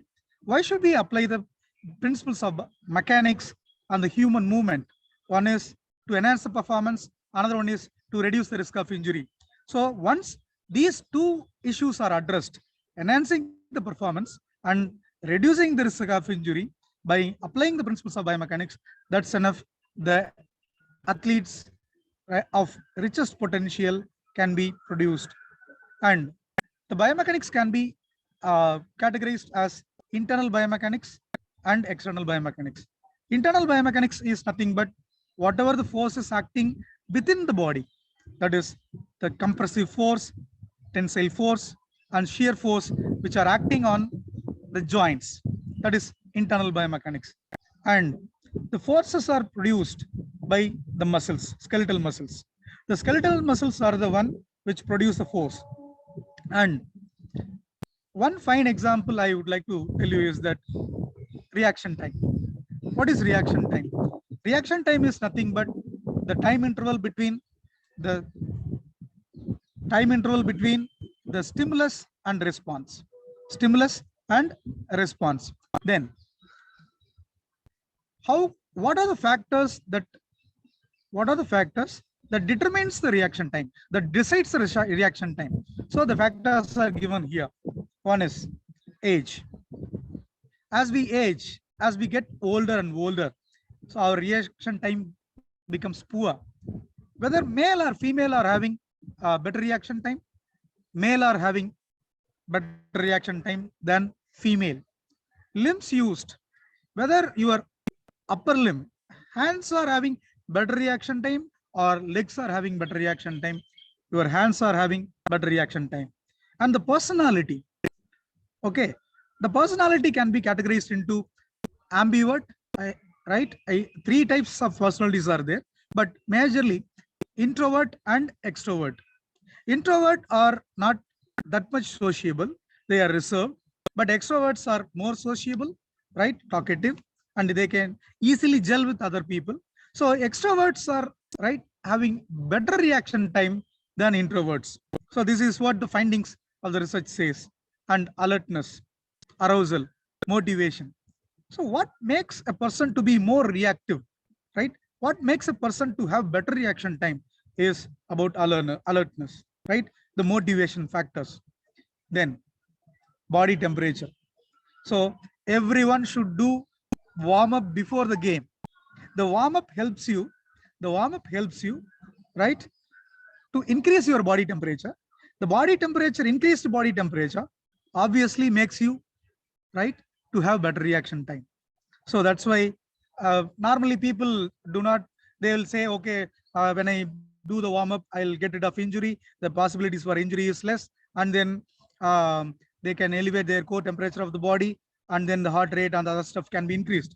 But the major component is that nerve conduction velocity increases. What is nerve conduction velocity? Okay, so we have two types of nerves. One is sensory nerves, another one is motor nerves. Sensory nerves are the nerves which receives the information from the atmosphere, external environment, and sends the communication to the brain. After the brain processes the information, it sends a command. The command is always carried by the motor nerves to the limbs, and the message is carried through a nerve impulse. Okay, so the electrical activity and the nerve impulse speed or velocity can be increased when you do warm up. Obviously, the increase in temperature and sensory system receiving the stimulus, which receives the stimulus, right, matters, because the reaction time, for an example, whether you are receiving the stimulus through your eyes, visual sense, auditory sense, or tactile sense. So these are all the three senses which determines your reaction time. And proprioception. So this is actually, we are just discussing about long-term athletic development, physical literacy. What is physical literacy? Making a kid or a person educated with regard to fundamental movement skills. That is what people say, that physical literacy. Those are the days in our villages, right? This generation may not know those games, indigenous games, right? So those indigenous games, obviously, right, fine-tune our proprioception, and fundamental movement skills are learned by our kids automatically, right, naturally, by indigenous games during their childhood days. Like in Tamil we say Palanguli, then Gilli. These are all the games which fine-tunes their physical literacy. But present generation, they don't have the option of going out and playing. They are in the apartment, and they don't have, most of the kids are not having that much time to get exposed to those activities. So proprioception, what makes a proprioception to be more connected with sports performance? Because proprioception is nothing but it is awareness of body movement. In other words, we say kinesthetic sense. Kinesthetic sense means it is a sense which makes you to aware where your body is moving. To make you sense where your body is moving, you need to have better proprioception. So we do have proprioceptors in our body. Proprioceptors are nothing but the nerves, right? The sensors. In other words, we call it as sensors.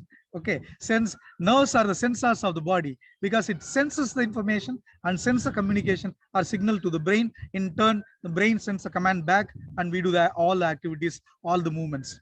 And here, the brain receives and interprets the information to, right, all the organs. And we have vestibular organ. Vestibular organ is nothing but it is a fluid. Okay, the fluid tells you where your body is moving, right? Where your head is moving, whether you are in balance or out of balance. These are all the components we do have in vestibular sense. Next comes eyes, visual information, and we do have stretch receptors. So one fine proprioceptor is, right, the muscle spindle. The muscle spindle is in our belly of the muscle. It is in inner core part of the muscle. So it will tell you whether the muscle is stretching or shortening. Extending or shortening movement is sensed by the muscle through the muscle spindle. The second proprioceptor is that how much amount of force I apply. How much amount of force I do apply. Okay. So I do apply how much amount of force I do apply, right, in doing any part of movement.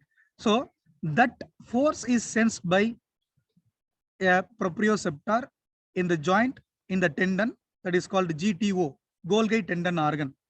And the third one is joint receptors.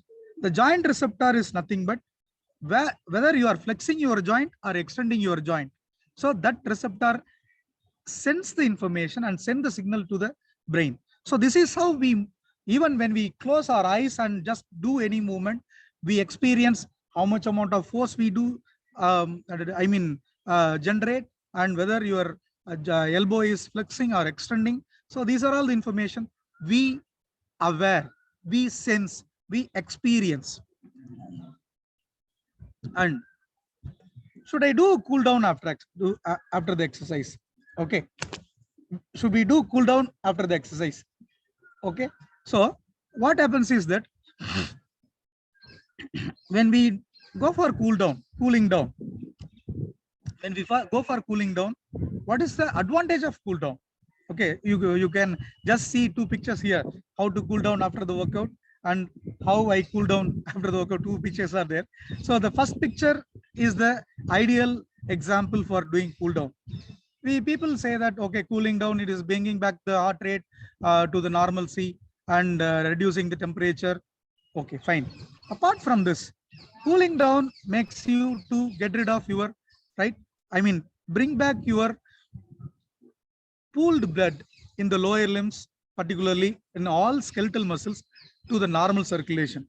Okay, so that's what we are going to see about this proper cool down. What is the science behind it?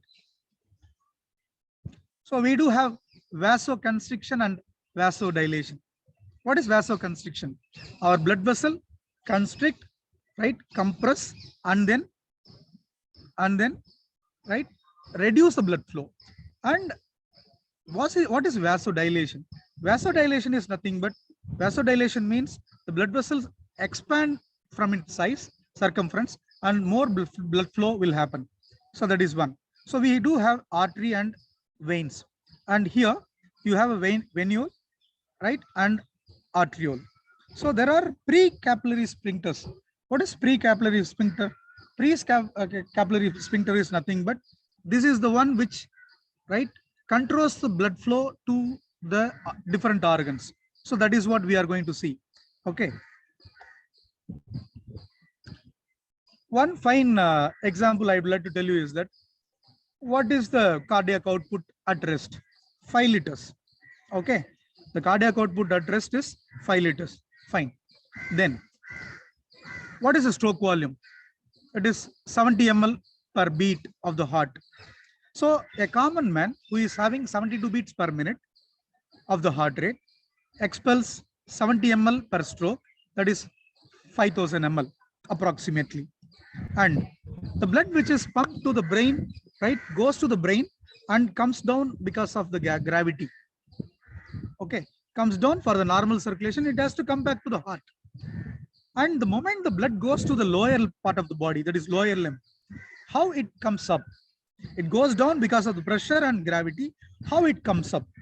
Okay, one is that we people study about, okay, that is gastrocnemius muscle.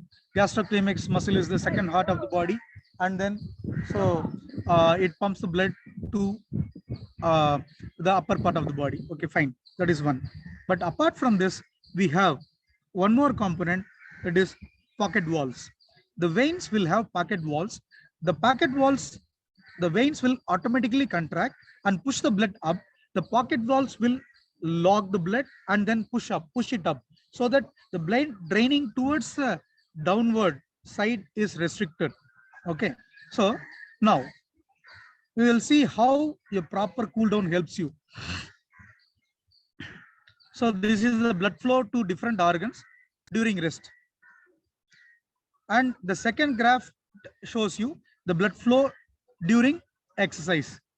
So during rest, liver is the organ which receives maximum amount of the blood.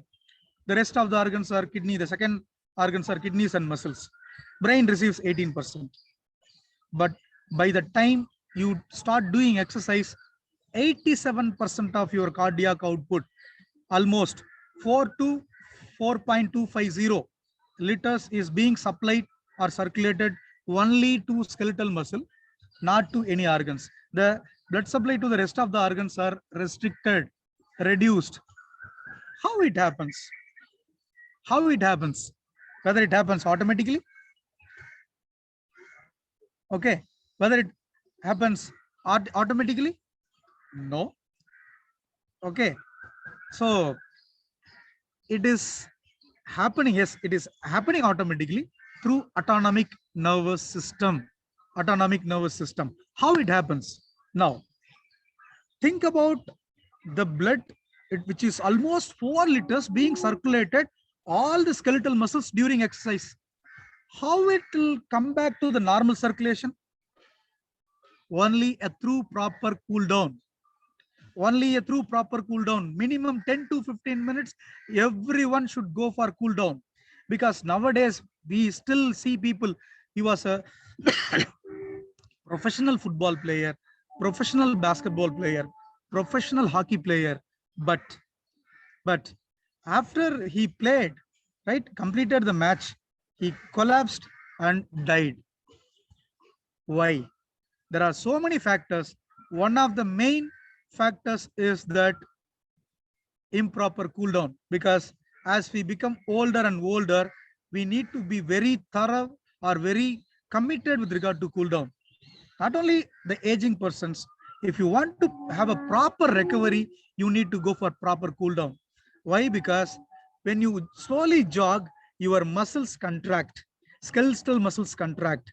These veins are squeezed, compressed, so that the blood which is accumulated in the muscle can go to the heart, and again it can go for the normal circulation, and again the blood flow to the different organs can happen. Okay, hope you understand this one. If you have any question, definitely you can ask me through message. I can address. Okay, this is one. And second one is, and I experienced the same. We used to go for inter-university competitions. Okay, I think most of the most of the fellows are physical directors and professionals from the field of physical education and sports science. We study about organization and administration, sports science and everything. In the inter-university competitions, right, a team sometimes happen to play 2 matches in one day. 2 matches in one day. Say for an example, in the pre-quarter finals, you may have a tough team. If you win the pre-quarter finals match, your quarterfinals is very easy team. And now you are going to play the pre-quarter finals. You play your pre-quarter finals to the fullest, right? You win the match. Maybe the match gets over by 10 o'clock or 10:30. And you feel joyous because if you beat this team, and there are more probability and chances to get into the league phase in the South Zone. And our boys plays the match to the fullest and they win the match. And the moment you win, right, you forget to cool down. Obviously, you go and take juice and enjoy and celebrate your victory and go back and thinking that, okay, it is going to be a cakewalk against an ordinary team which is going to be played in the quarterfinals. But in the quarterfinals, right, your team gets into the field with fullest, right, confidence and everything, right, and energy. What happens is that your team loses to an average team. The reason is that this team, which played pre-quarter finals in the morning, did not do the proper cool down, because the proper cool down will make your lactic acid to come back to the normal circulation, and makes the recovery process faster. If you have proper cool down of 10 to 15 minutes, obviously your recovery will be faster. It makes your body to get ready for the next bout of activity. But here it happened in the reverse side. The lactic acid remained because in the skeletal muscle itself, and it did not go back to the body because of the improper cool down or no cool down. And to come back, to get back to the normalcy, it will take 24 to 48 hours. But your proper cool down will accelerate the recovery process faster. So this is how, had this team did the cool down, it would have played its fullest capacity and won and got into the quarterfinals, right? So I just share my experience, maybe, right? Your thought, your experience may be coinciding with my experience. So if it is so, just put the message, right? Yes, in the message.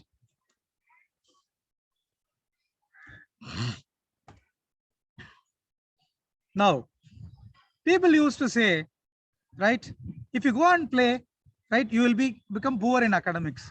That is not the case. That is not the case here.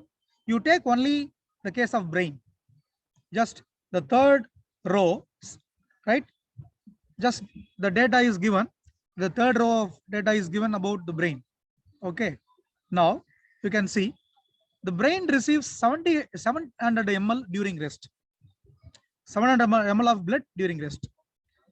During light exercise, moderate exercise, and maximal exercise, if you see the supply of the blood supply to the brain is 750, 750, and 750, only 50 ml.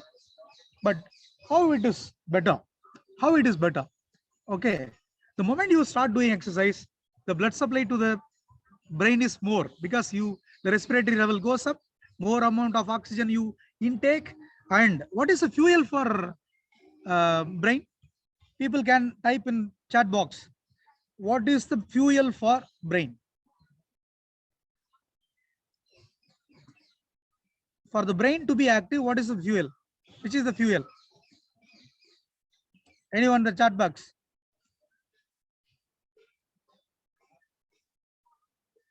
What is the fuel for the brain? Okay, fine. Glucose. Okay. But when a person, see, though, yes, very good.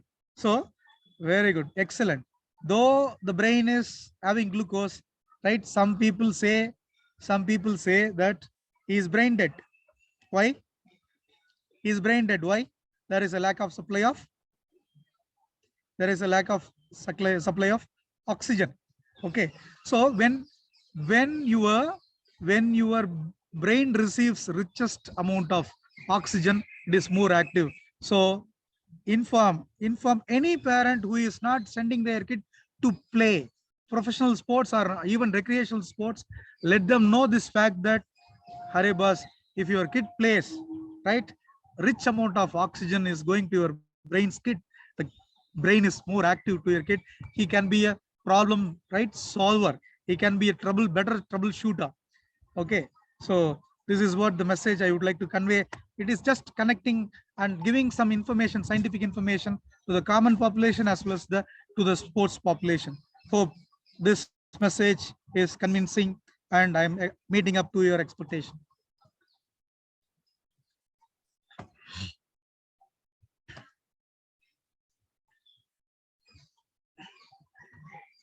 My dear friends, can you guess which place is this? Anyone? Anyone? The chat box. Can you guess which place it resembles? Greece, nice. In Greece, which place?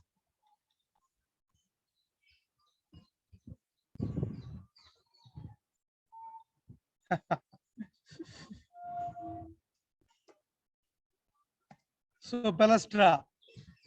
This is Palestra. This is the ancient Olympics training, right, place. Palestra is nothing but the training ground for the ancient Olympics, where the ancient Olympic athletes used to come and practice, right? Science was there during that time itself. Okay, now I would like to just give you an input about javelin. Javelin, right, was in practice in 708 BC in ancient Olympic Games, and it,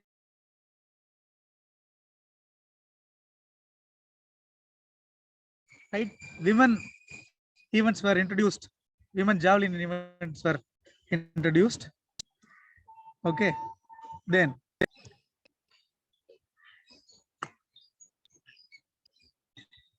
in 1984, Uwe John of East Germany throw the javelin 104, that is 104.80 meters.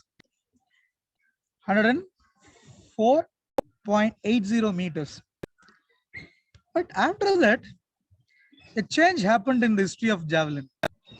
You know, in 1986, the center of gravity of javelin was moved 4 centimeters forward. You know why? Can you guess why it is so?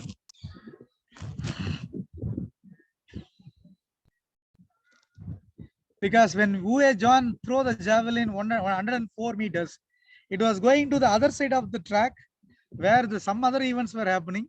It was supposed to hit the other athletes and officials of the different events. So what made this right change was Uwe John, and they moved center of gravity of javelin by 4 centimeters forward, so that, okay, yes, it will reduce the flight.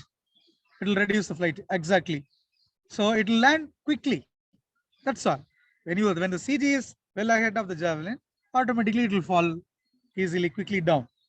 And that's why the world record of javelin is always considered after 1986.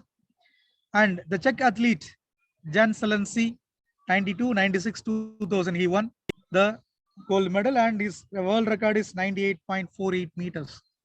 And my dear fellow professionals, if you see this one, the javelin throw technique, everyone knows. What is the technique of javelin throw? Can we take in this way? Approach run, right? Then carry, withdrawal, crossover steps, then final stride, delivery, and follow through. What is the number of stride pattern they do? Crossover steps. Any information in the chat box? Chat box. What is this? Cross 3 numbers? Very good. Mr. Sakar, good. Then 5 numbers are there. Some people used to go for 5 steps of crossover steps. Fine. Now you see this video. Okay. You see this video. And let me have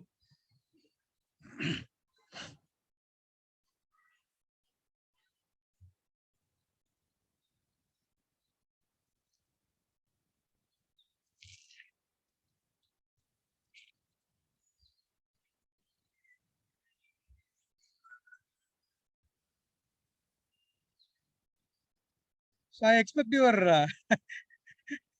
right. I expect your reaction about by seeing this style.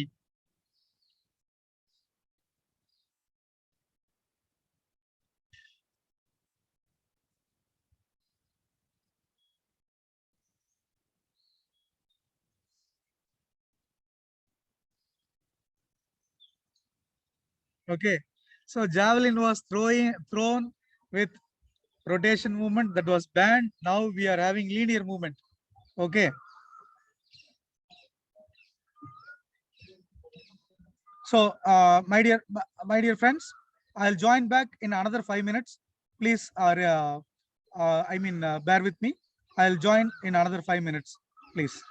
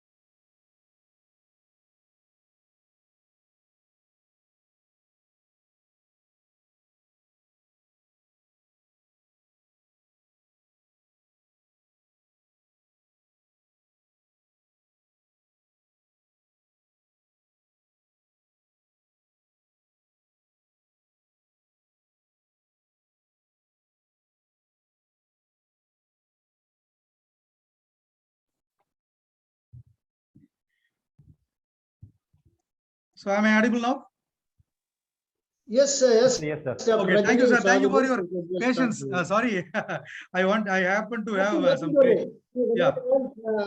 When you want some goodness from the expert, you have to Okay. wait for some time. Nothing to worry. Okay, We sir. just continue. Sir, Rajini is Thank you. a new one, sir. Anything, please do, no problem. Okay, so you, my dear fellow friends, you would have seen the technique of javelin, how it was. But today, see the technique. You can see the technique of javelin, right? Whether about 5 to 10 years back, whether anybody thought that Indians will excel in athletics, most of my friends used to say, even athletic coaches used to say, our Indian body built is not fit for athletics. Rather, it can be useful for rest of the games. But the first person to break that myth is none other than, who is that? Neeraj Chopra. So this guy who created junior world record in javelin throw, right, about 5-6 years back, he shattered the myth of the people. So you can see here.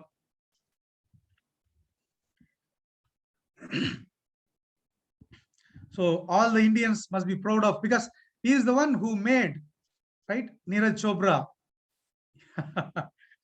Yes. So how the technique, see, I just want to connect the technique, how different techniques evolve, whether it is basketball, whether in volleyball. If you take the history of volleyball, how the skills got evolved, how the game was played, what was the old rules. Now you can see, right, the game is faster, quicker, and the spectator lovely and friendly. So that's how each and every game gets modified, refined to the spectator friendly games because of the technique and regulations. Now you can see Neeraj Chopra's performance, the crossover step, right? So at what speed he runs, what is the last stride length, how much amount of force he applies on the foot at the time of final delivery, and what is the angle of release, what is the speed of release. So these are all the parameters they measure and compare and then finalize. Okay, so yes.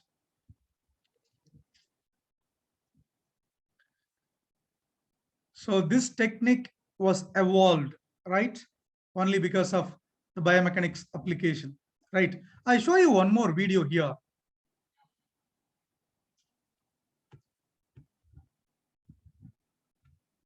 I just paused this video. Can you guess which event it is?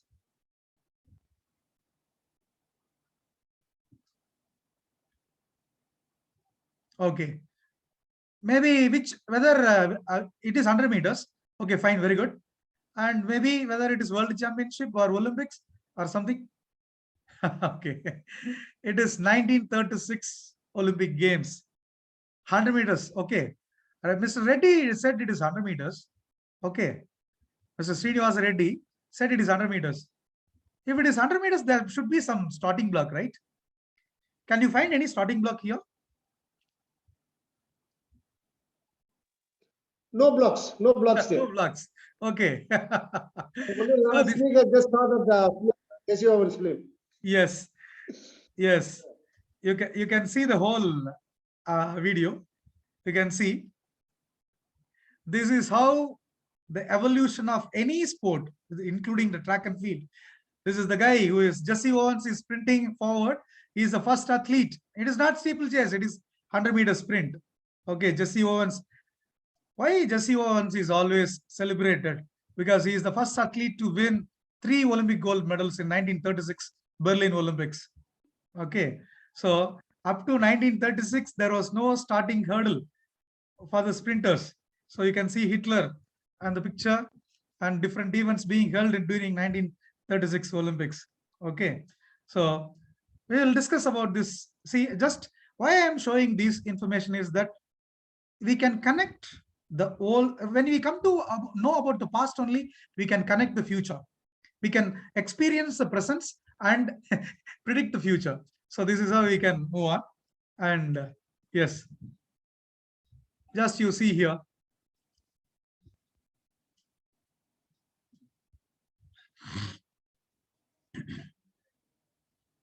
I'll show you different clips and I'll connect all the clips with the, the subsequent information. Okay. So this is hockey. It is a penalty corner, and you can see the girls performing drag flick. See, a powerful event. Drag flick is being performed by hockey players. So how powerful? So when India played hockey during those times, they were very much artistic, skillful, but later on the game become very powerful. You can see here. So the latest research says that drag flick is the event which, right, is a skill. Through this skill, the teams are, right, winning, because the drag flick is the deciding factor of a winner and loser. Even recently held FIH Pro League, Harmanpreet Singh of India, he is the top goal scorer by 15 goals through penalty corner drag flick. Okay, so what connectivity it has with this? We'll see how it is, how science made each and every sport into different. Okay, now you saw a beautiful hockey on the turf, synthetic turf field. Now you see the guy who is dribbling the ball is Dhyan Chand, the Wizard of Hockey. This is the hockey finals between Germany and India in 1936 Olympics. So India was dominating this game till 1960. I would say till 1972. My dear participants, can you tell me how many medals India won in the Olympics in hockey? How many medals? No. I think it is 8, Dr. Rajni.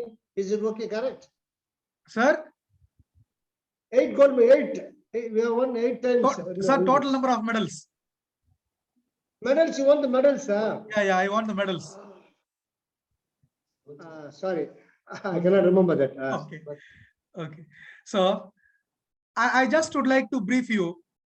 1908 was the year the field hockey was included in the modern Olympics. And 1912, 1916, due to First World War, it was not played. In 1920, again, the game got into the picture, right? That is Antwerp, Belgium games. In 1924, Paris Olympic Games, the games were not included, citing the reason that there is no international federation for this game. In 1928, Amsterdam Olympics, the game was again included officially after the International Hockey Federation was started in 1924. So in 1928 Amsterdam Olympics, after the games were officially included in the Olympics, India represented for the first time in the history of Olympics in the field hockey. But 1928, out of 11 players, 8 players were Anglo-Indians, only 3 players were Indians. One among the 3 was Dhyan Chand. India won its first gold medal in 1928 Amsterdam Holland Olympics. Then the success journey followed. 1932, that is Los Angeles, USA, they won the second gold medal.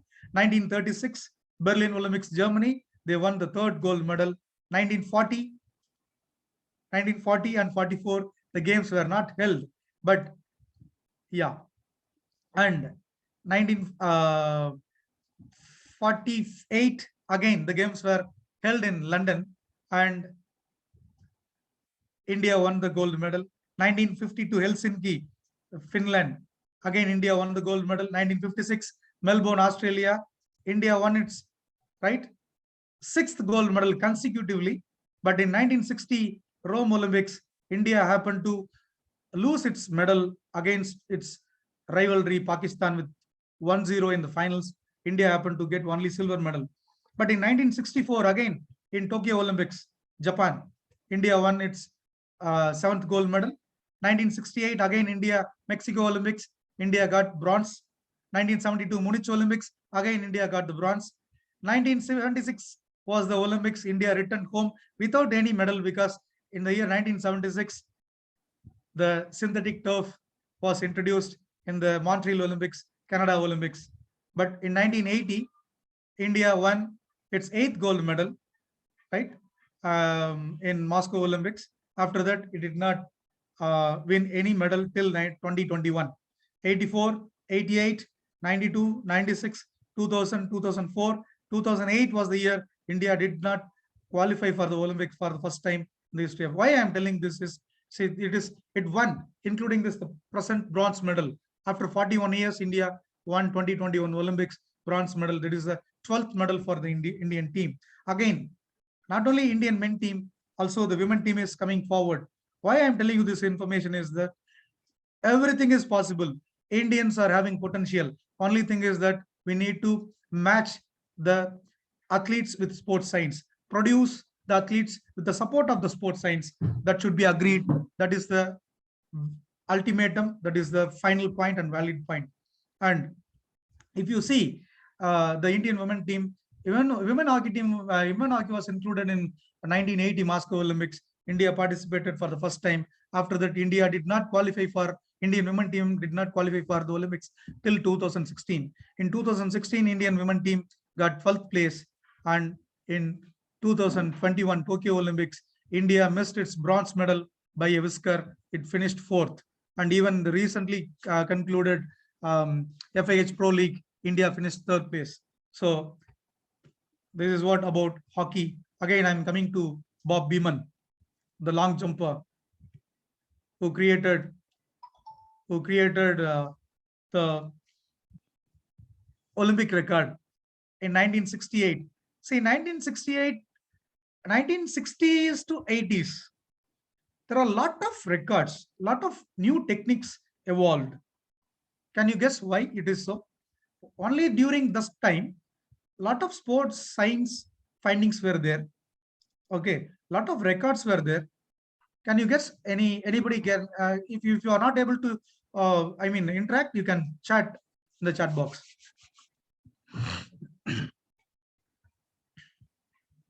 Can you guess between 1960 and 80? A lot of findings and a lot of books were written. A lot of sports science, right? Even biomechanics, exercise physiology, sports nutrition, everything came into picture. Do you know the reason why?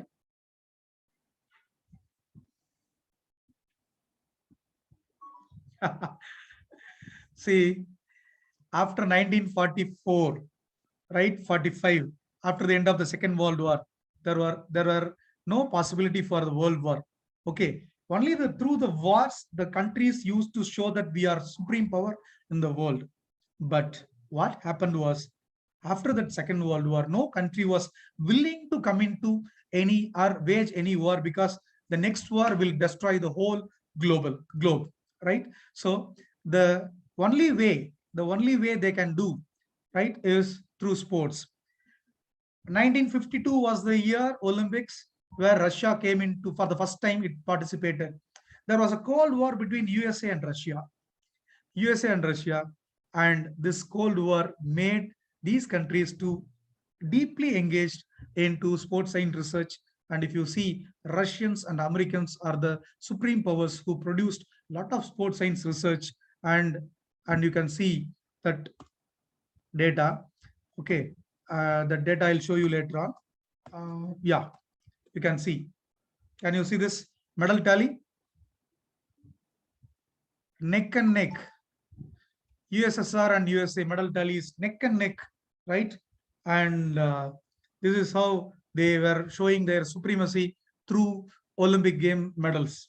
Okay, so again I'm coming to this.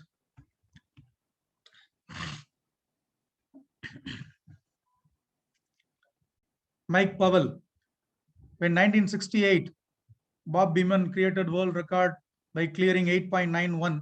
It was almost for 31 years. After 31 years, right? This, yeah. In this picture, you might be seeing one person.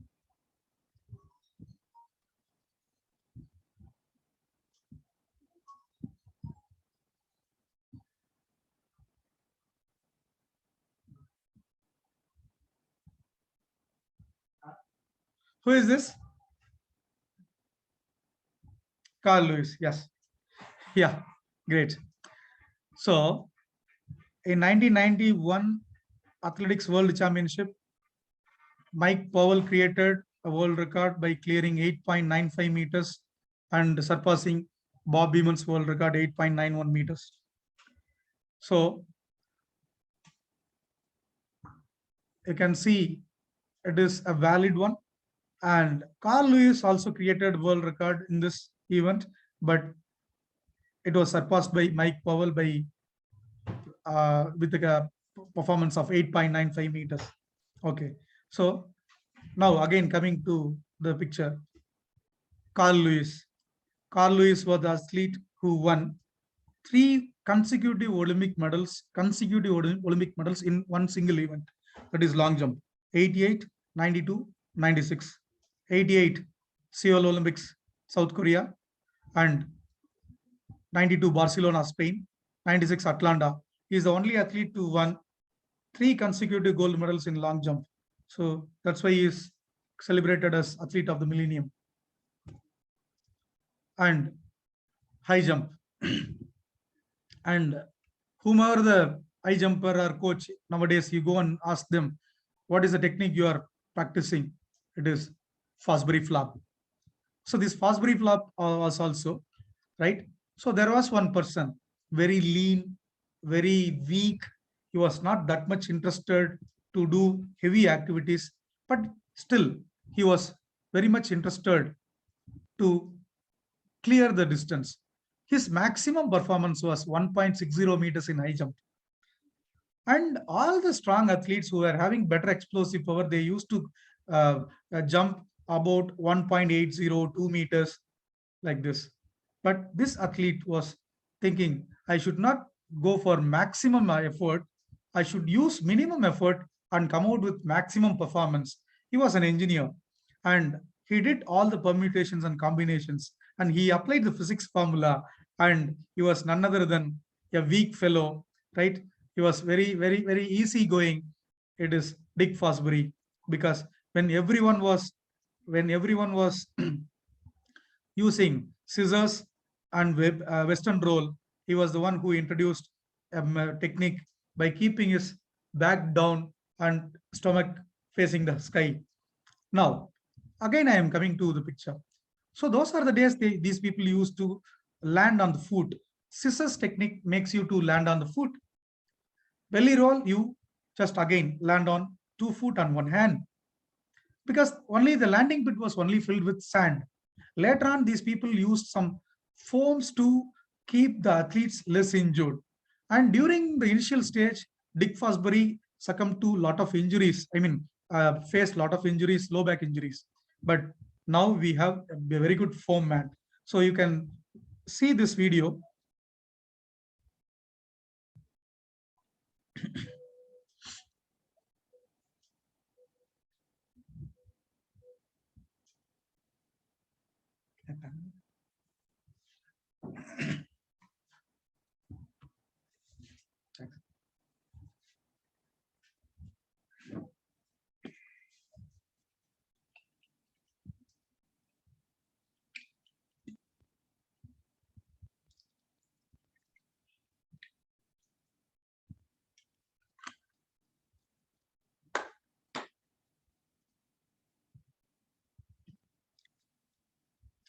So this is a beautiful landing mat you can see here. But what about the olden days? When all people were using scissors and Western roll, this is the one guy who used. See, these are all the earlier techniques. The Dick Fosbury flap helps you to keep your CG as low as possible. Still, you can move your body to the better height. So that is an advantage. That is the physics of high jump. If you see the landing places, it is filled with either sand, and later on they filled with foams. Now you have better. Yes. Now in the chat box, you can just type what is the event this? What is the event you see here?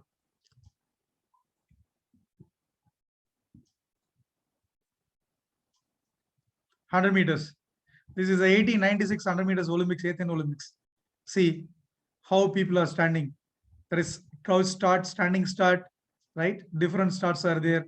Only the ropes are kept. Okay.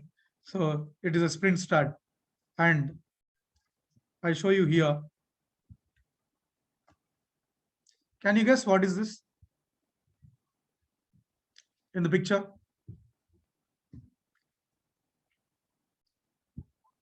Anyone can type in the chat box if you guess. This is a, no.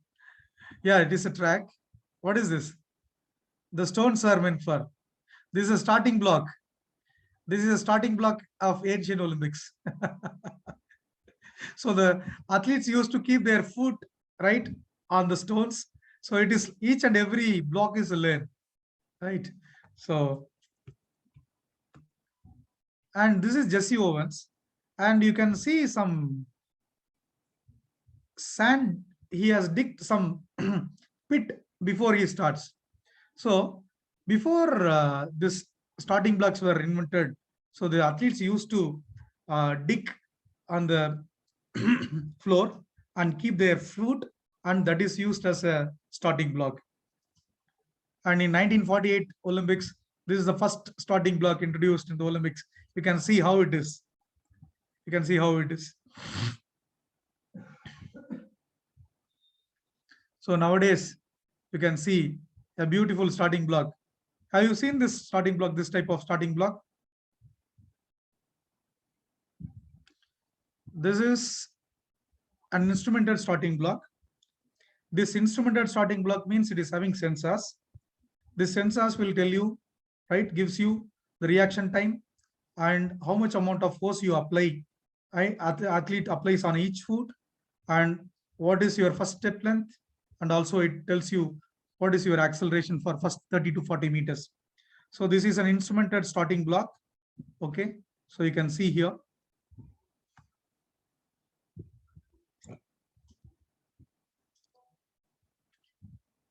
So my dear fellow members, this is the starting block we have in our sports biomechanics lab.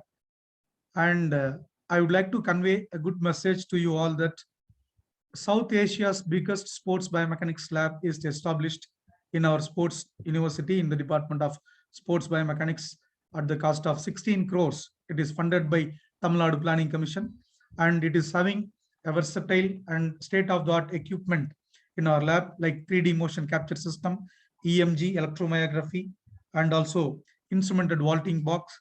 We have athletic track inside our lab itself. We are not only serving to athletics, but all the sports like volleyball, basketball, boxing, weightlifting, field hockey, football, archery. So no sport is left over, and any sport can be analyzed and with scientifically with the help of state-of-the-art equipments. And if you find time, you are all welcome to visit our lab. So this equipment we do have in our lab, right?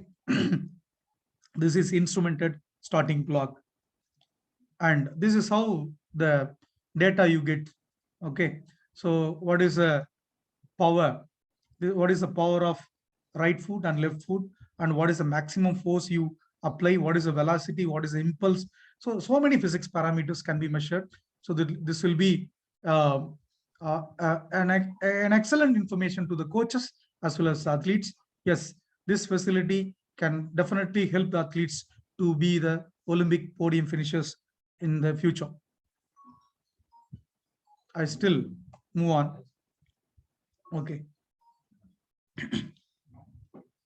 Very close finish of the athletes in 100 meters. Okay. Then, how sports science helps you to be a better performer? If you see the first one, Stockholm, 1912 Olympics, right? The timing was 10.7. So this 1912, okay, 1912 Olympic timing is the inter-university timing of India, 10.7. Our inter-university athlete can win Olympic gold medal if he goes back to 1912. If you see the performance improvement from 10.7 to 9.58. That is right.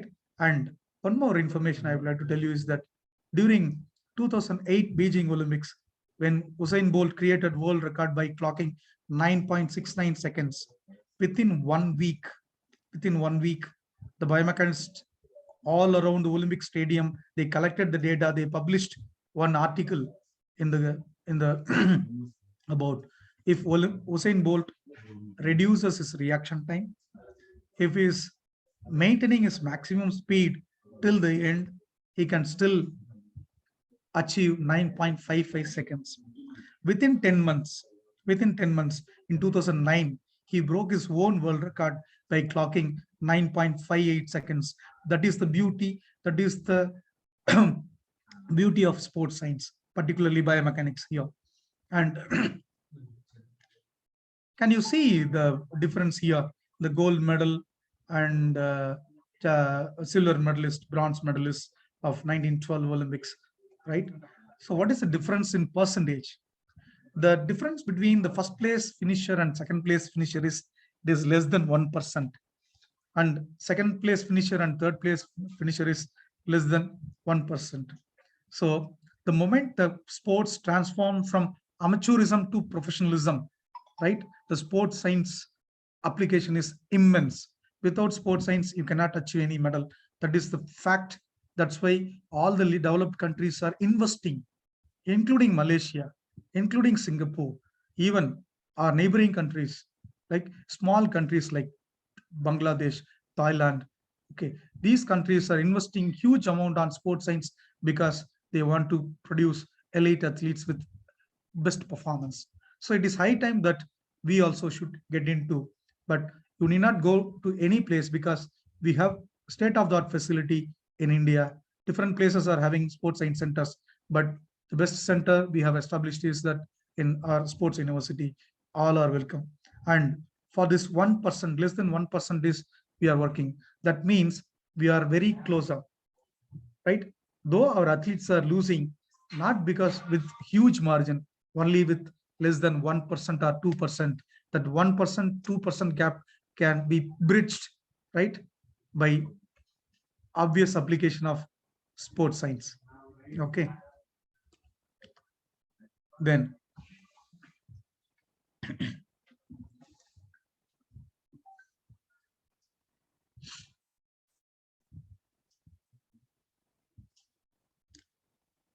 I would like to show you some of the videos here.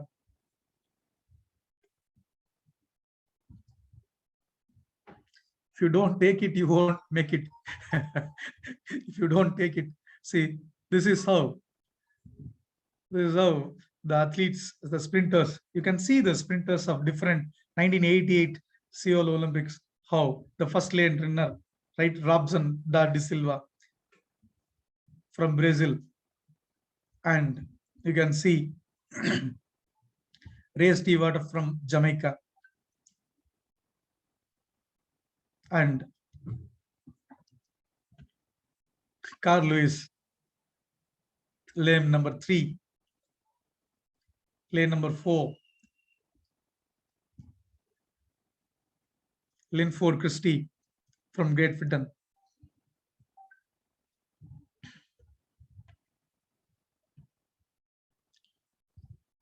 Lane number 5, Calvin Smith from USA. And lane number 6, guess who is this? Ben Johnson from Canada. So if you see all these athletes, even I just show you only a few minutes. Desai Williams, Canada. And lane number 8, Mitchell from USA. So this is the event. 9.79 was the world record, but it was not considered.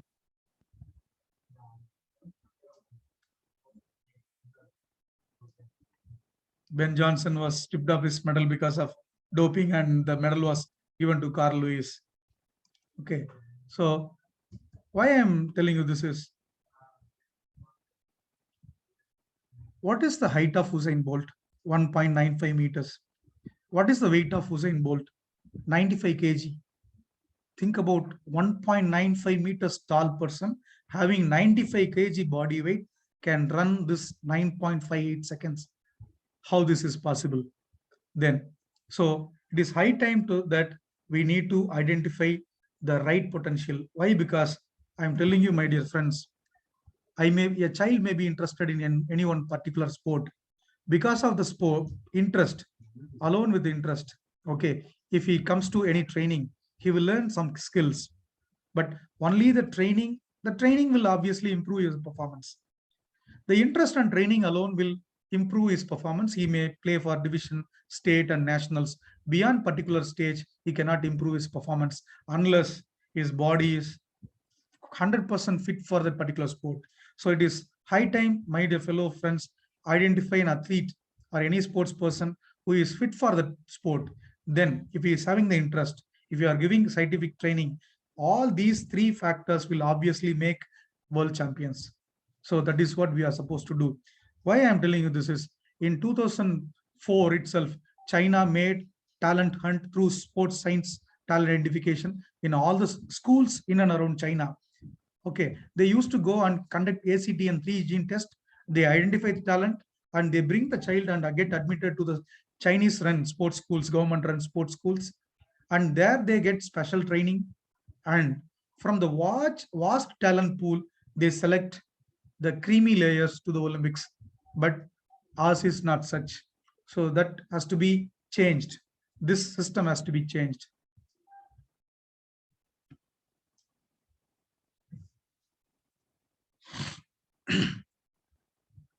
This is the Carl Lewis. So when Carl Lewis, okay, Carl Lewis is the last child of his family and his sister was an athlete.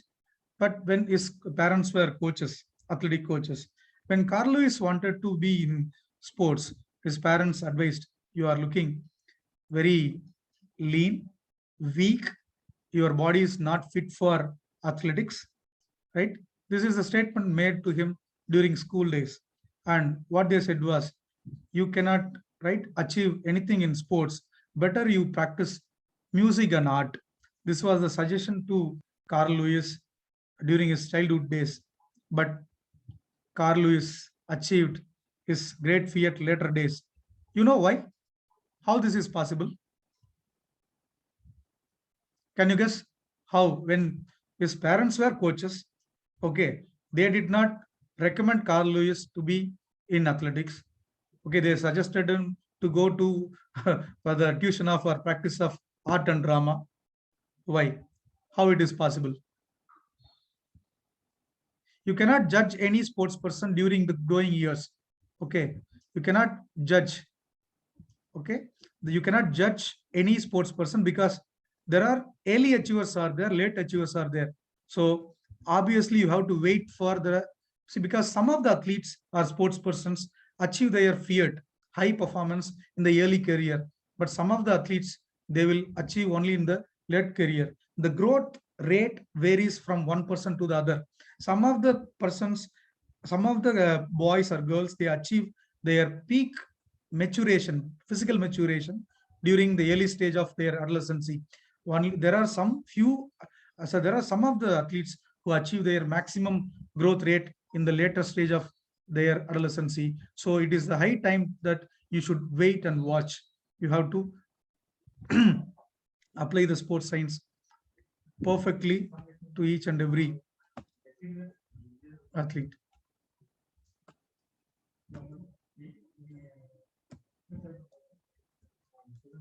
Yes. So this is the information here. Time 2009 World Championship information.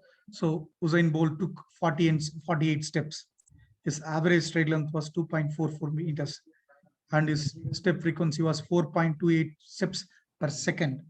His reaction time was 0.146. So this is the information we are supposed to gain.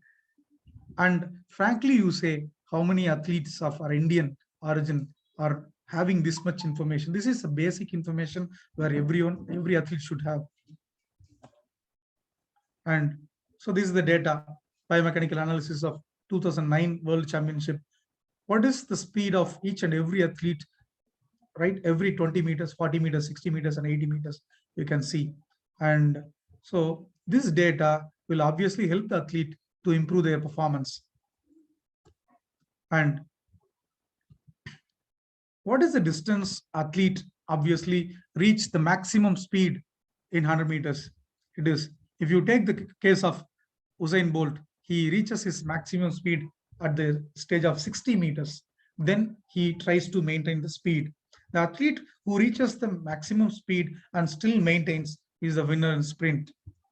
And just see the tallness of each athlete: 1.90 Asafa Powell, Justin Gatlin 1.85 meters, Johan Blake 1.80 meters. See, right? See their tallness. Okay, so we need to identify the structure, anthropometry. Even the anthropometry decides which type of body, right, is yours. So that also has to be identified, and then you can go for talent identification. And this is the comparison of Carl Lewis, Ben Johnson, Tim Anthropometry, Asafa Powell, right? So his reaction time and every 10 meters speed, and last 40 meters, what was their speed, reaction time. And now what you see is here. Can you guess what is this? This equipment. Anybody?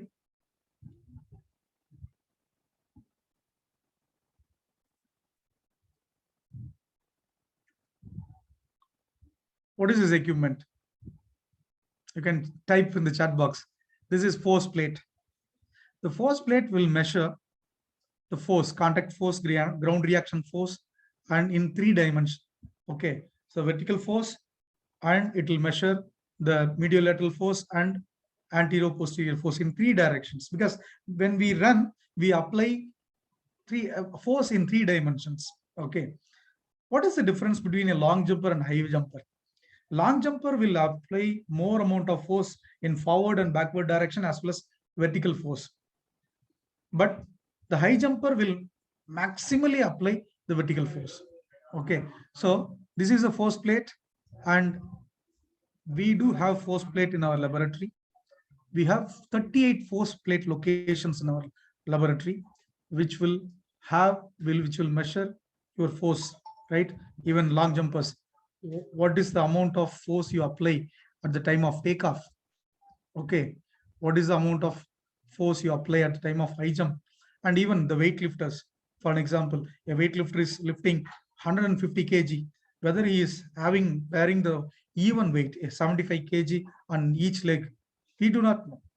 We only focus on how much amount of weight he is lifting, and whether he is having equal weight bearing in both the legs, that is not known. So this equipment will help you to identify whether he is lifting extra weight on, giving extra load on one side.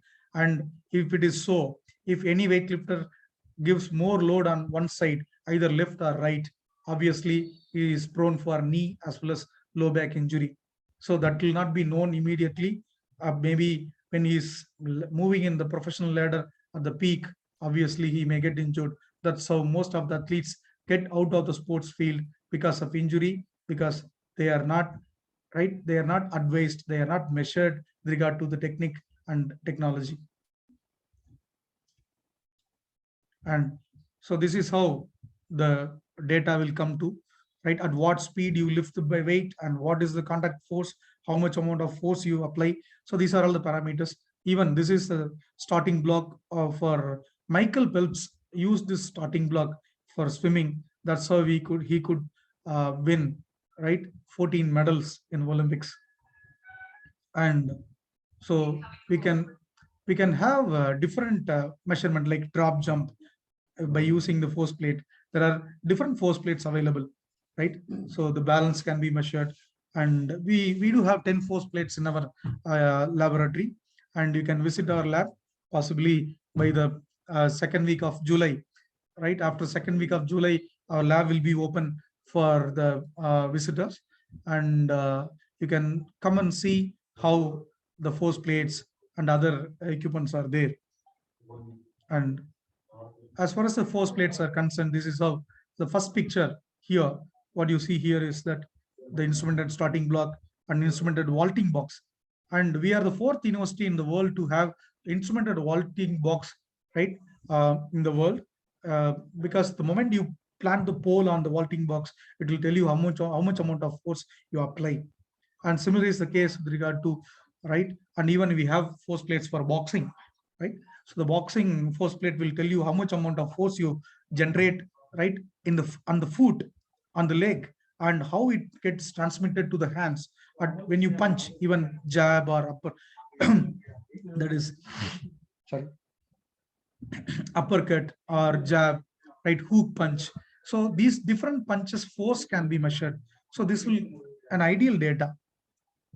And the groundbreaking technology is that, so this hardware, the force plates are getting connected with the system. The system will give you a beautiful data. This data is valid. We are having state-of-the-art, highly valid component. And can you guess what is this equipment? Anyone? Anyone can?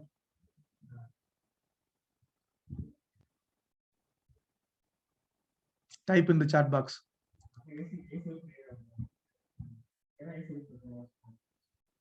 Okay, this is isokinetic dynamometer, right? Okay, fine. What is the use of isokinetic dynamometer? Okay, so isokinetic dynamometer can be used for rehabilitation as well as measuring your power and strength asymmetry. What is strength asymmetry? Strength asymmetry means we have pair of muscles, like, right, the pair for quadriceps is hamstring. Okay, and on the left foot, whether you are having proper hamstring and quadriceps ratio. What is HQ ratio?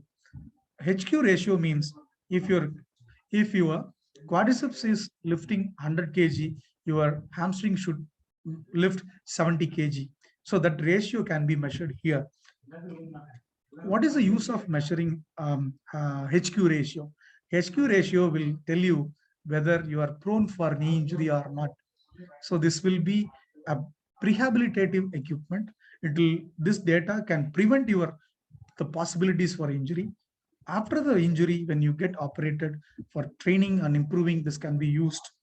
And apart from this, both your right and left foot, what is the asymmetry in strength you have, that can be measured. So it is a very good equipment where it will be useful for most of the athletes. And you can see this. Okay, you can fix the speed of the movement. Okay, concentric contraction, eccentric contraction. Okay, concentric lifting up is concentric, while coming down is eccentric. So eccentric load also can be fixed and measured by using this equipment. Similarly, HQ ratio also can be measured. And EMG, electromyography.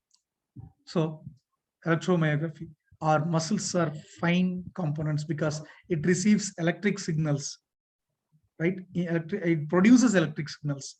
Muscles generate force, right? How the force is generated, so that the electric signals which is produced by the muscles can be measured by EMG. So there are two types of EMG. One is needle EMG, another one is surface EMG. So in the sports applications, we use surface EMG. Okay, surface EMG is non-invasive. Now, what is non-invasive?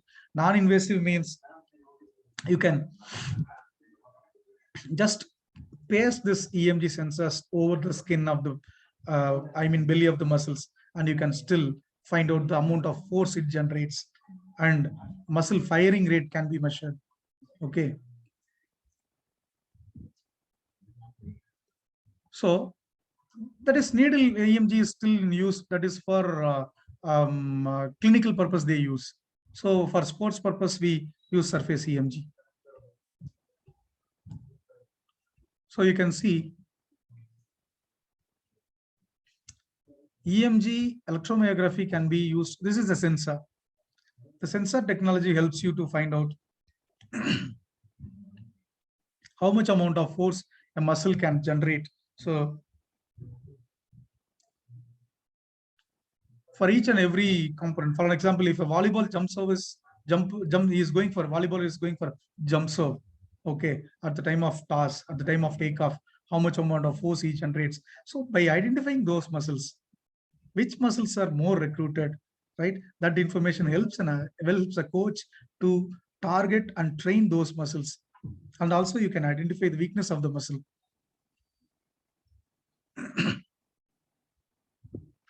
So we do have 32 channel EMG in our laboratory, and not only that this Avanti sensors, we also have Galileo sensors. Galileo sensors will tell you the nerve conduction velocity. What is nerve conduction velocity? How fast the information is being sent from the brain to the NMJ, neuromuscular junction. So that one also we can use. Identify. Then yeah.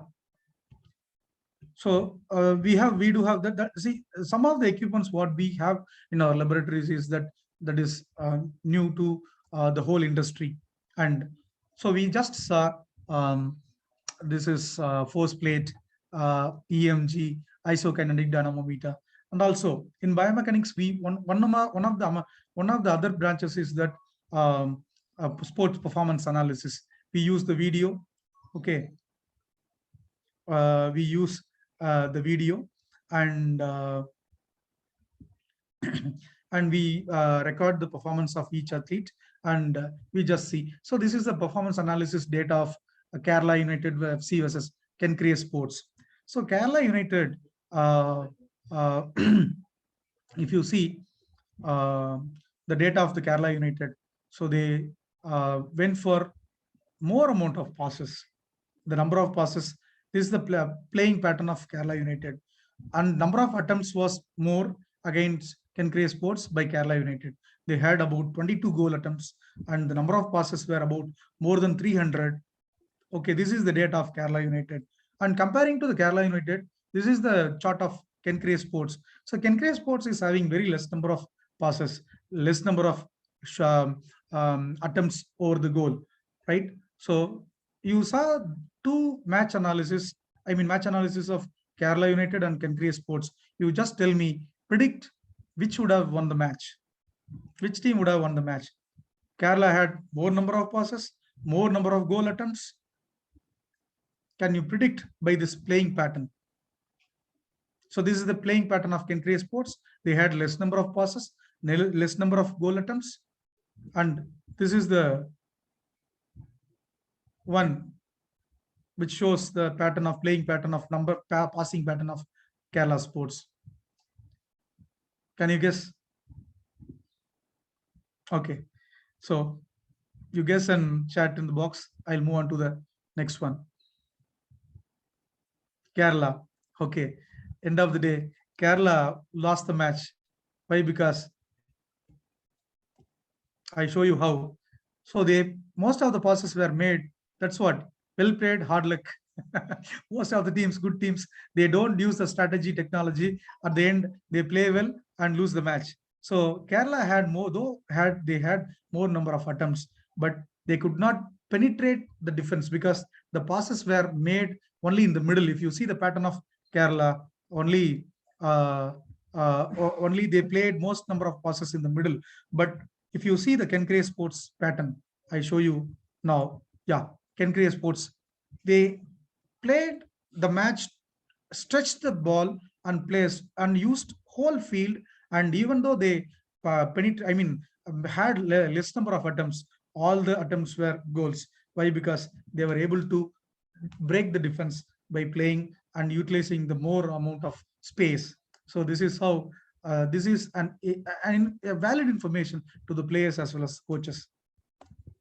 And again, coming to this one, so biomechanics, right? A car, a bike, all these vehicles use the principles of biomechanics for the perfect functioning.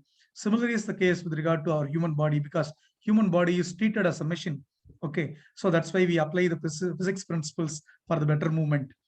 Okay, so our body is made up of a lot of bones, right, meet each other and form the joints, and these joints form a chain. Okay, ankle, knee, hip, lumbar, thoracic, and cervical. So there should be a chain. So it's called a kinetic chain. This kinetic chain has to be linked properly. If there is any muscle imbalance, obviously the kinetic chain is broken. So once the kinetic chain is broken, then you cannot generate the force. Whatever the training you do, whatever the equipment you use, that all will go in vain. You have to use, right, the ideal technology to ensure that you are having better kinetic chain, and muscle symmetry is there with regard to balance as well as strength. And this is how, whether it is any movement, any kinetic, any movement, it should have, if you want to produce better amount of force, you should use your legs followed by trunk, shoulder, elbow, wrist. The end segment should release the summated amount of force. To have a better kinetic chain, we need to have the muscle balance in each joint. Then we are living in a world of infodemic. What is infodemic? We do not know what is fake and fact. So the moment when we have doubt, those are the days we used to ask the professors. Okay, they will give us some information. Nowadays the students are very right technological is sound, and they just Mata Pita Guru Devam was our olden days. During our days we used to follow this theme, but nowadays the students are Mata Pita Google Devam. So the moment they have the doubt, they immediately Google, right, type the information in the Google and search in the Google. But whatever comes in the Google platform is not fact. It may be fake. It is high time that everyone, not only the students, our professionals, fellow professionals, that whatever you search in the Google is not fact. It is, you have to identify which information is fake and which information is fact, because we are living in the generation of infodemic. And so this is the Novosu, an author, he just conducted on study. How can you predict the child's height? Like if you want to find out the girl's height, growing girl's height, so you need to add mother's height plus father's height minus 13 centimeter by 2. This is the formula he has come out with. So this is the data, this is the equation done for Europeans, okay, so Westerners. But it is high time that we should also engage in good quality research. Only thing is that if you are a physical director, if you are more into administration, no need to do research, no problem. You can have a tie-up with your athletes with similar organizations. But if you are a good researcher, then you can go for interdisciplinary research. You can have tie-up with similar institutions. So that is what we want to have. So whatever we discuss here is that all westernized data, right? Whatever we apply is all westernized data. It is high time that we people should come together and make indigenous data. We should have data about Indians, because if you go to Europe, right, any Western country, right, it is a small country with small population, but India is a big country, right? Even in Tamil Nadu itself, we can frame separate norms and separate data for Tamil, even the southern India, North India, Eastern India, and Western India. So we can at least divide India into 4 zones and have different data, so we can engage in research. So that will obviously help our athletes in a better way. And again, sports, right, performance cannot be achieved in one day. It is a process, long-term athletic development. Now things are happening, like even Gopi Chand Academy is coming with a physical literacy program, and long-term athletic development only will be the panacea, that is a medicine, right? That is the solution for the athletes. Why? Because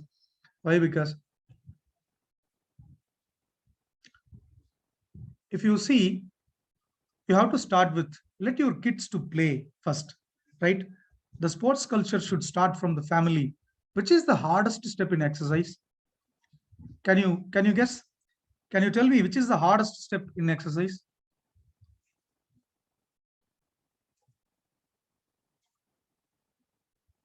Which is the hardest step in exercise?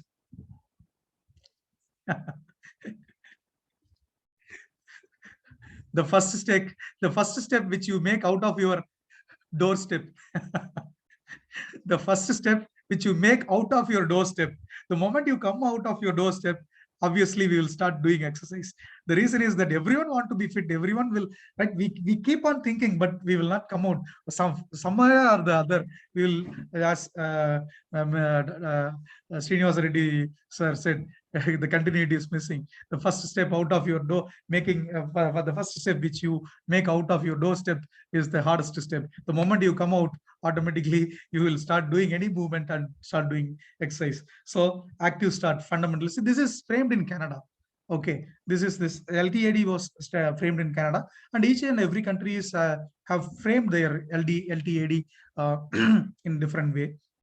It is high time we should also go for developing our Indianized long-term athletic development program. But some way or the other, one way we are growing professional in a professional way, right?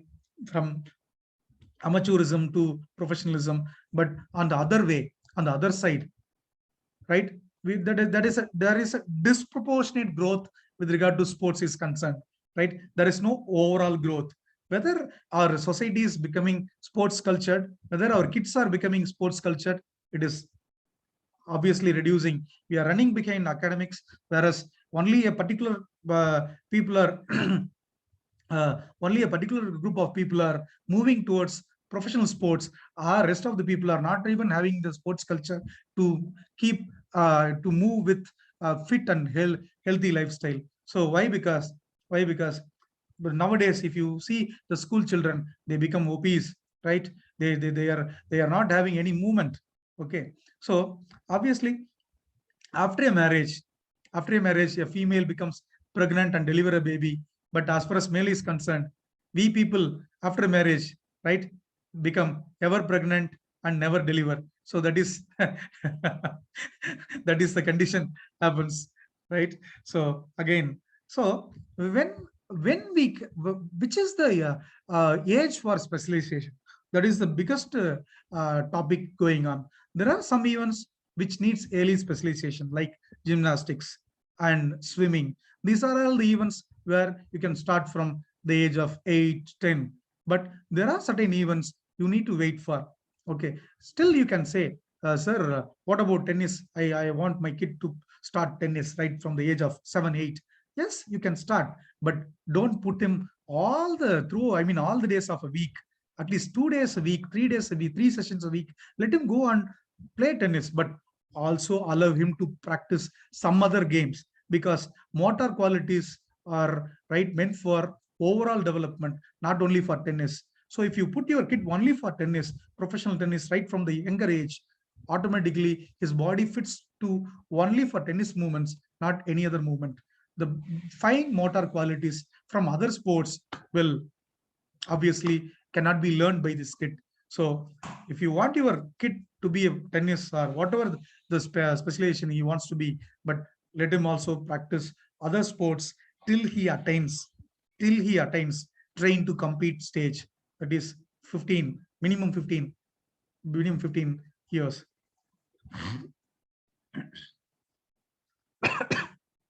What are the factors? Internal time. I am not getting your question, but however, I'll get in the Q&A session. I'll obviously get back to you. So what you see in this picture is a very good stadium here, and what I'm going to show you is that how biomechanics studies are being conducted in different. It is a it is a decathlon event, and you can see here.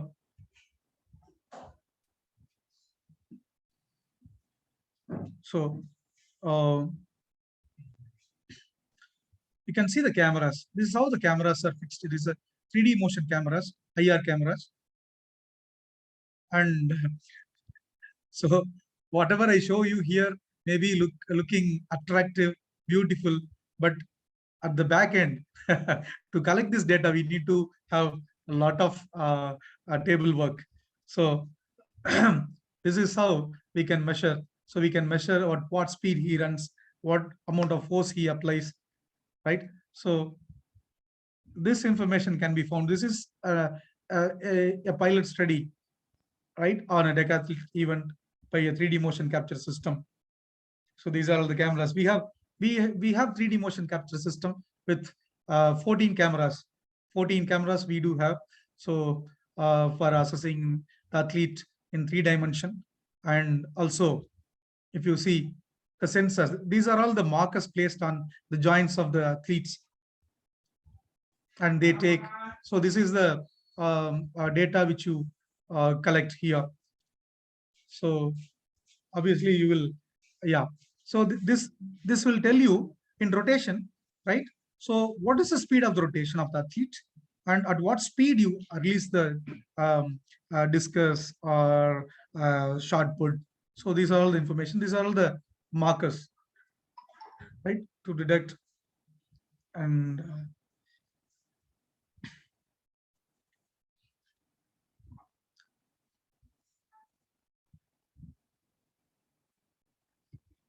you can see here.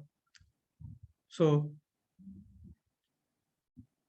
crossing over the hurdle, at what height he clears, and what is his stride length. All this information can be found out. So this is the graph. What is the center of mass, forward displacement, and vertical displacement. This data will obviously helpful to the athletes to improve their performance. So even still you can find, see, hop, step, and jump. Okay. In the see, in the triple jump, you can find whether the athlete is hop dominant or step dominant or jump dominant or balanced. Okay, so this information can be found out, which parameter, which form of technique will be better. So that can be measured here. So I don't want to take much of your time, where we can go for some open discussion. So that will be easy for us. So this is how the starting of this event is happening. So this will be a valid information to any coach. So if you keep on doing any training and without any valid data, data, that is waste of time. And so now I showed you a complex data motion capturing system. Nowadays, the sensors have come into picture. So you need not have those many cameras. Just keep some sensors around the body, and you can find out all this information. This athlete is coming to the training session, and you can see him wearing one Avinda suit. Okay, so he is having the sensors which is already embedded in the system, and also EMG sensors are being fixed. No need of any external members. Only the athlete can come and fix his data. Fix the equipment, and see in real time you can find the data. Okay, immediately you need not do any backend work. Immediately you can find the data. So he is giving suggestion based on the data which is collected here. So then coaching with sports science model. How to produce champions.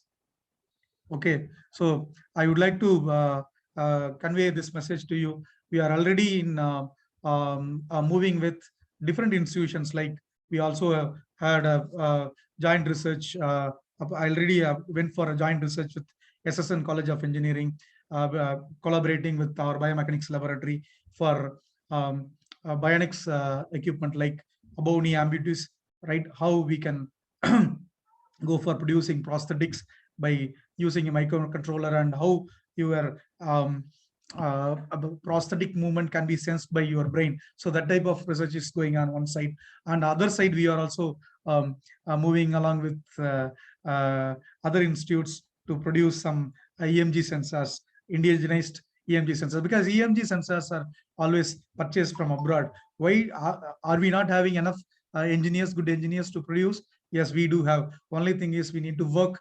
It is because one department cannot achieve. We need to go for interdisciplinary research.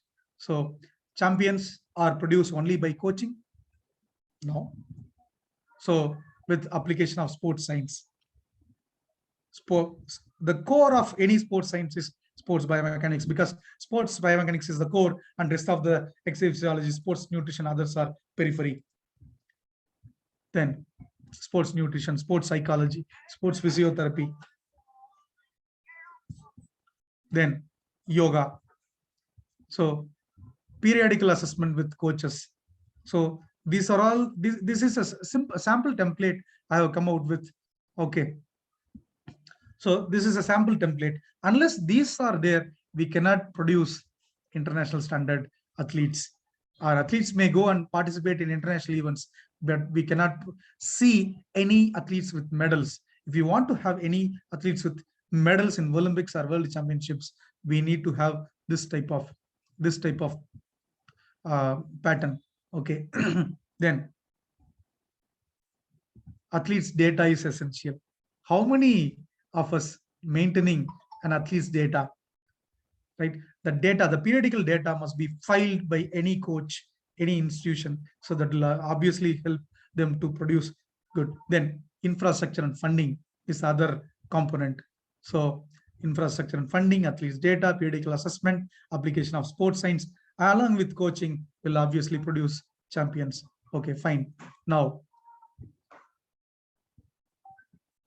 I come to one information.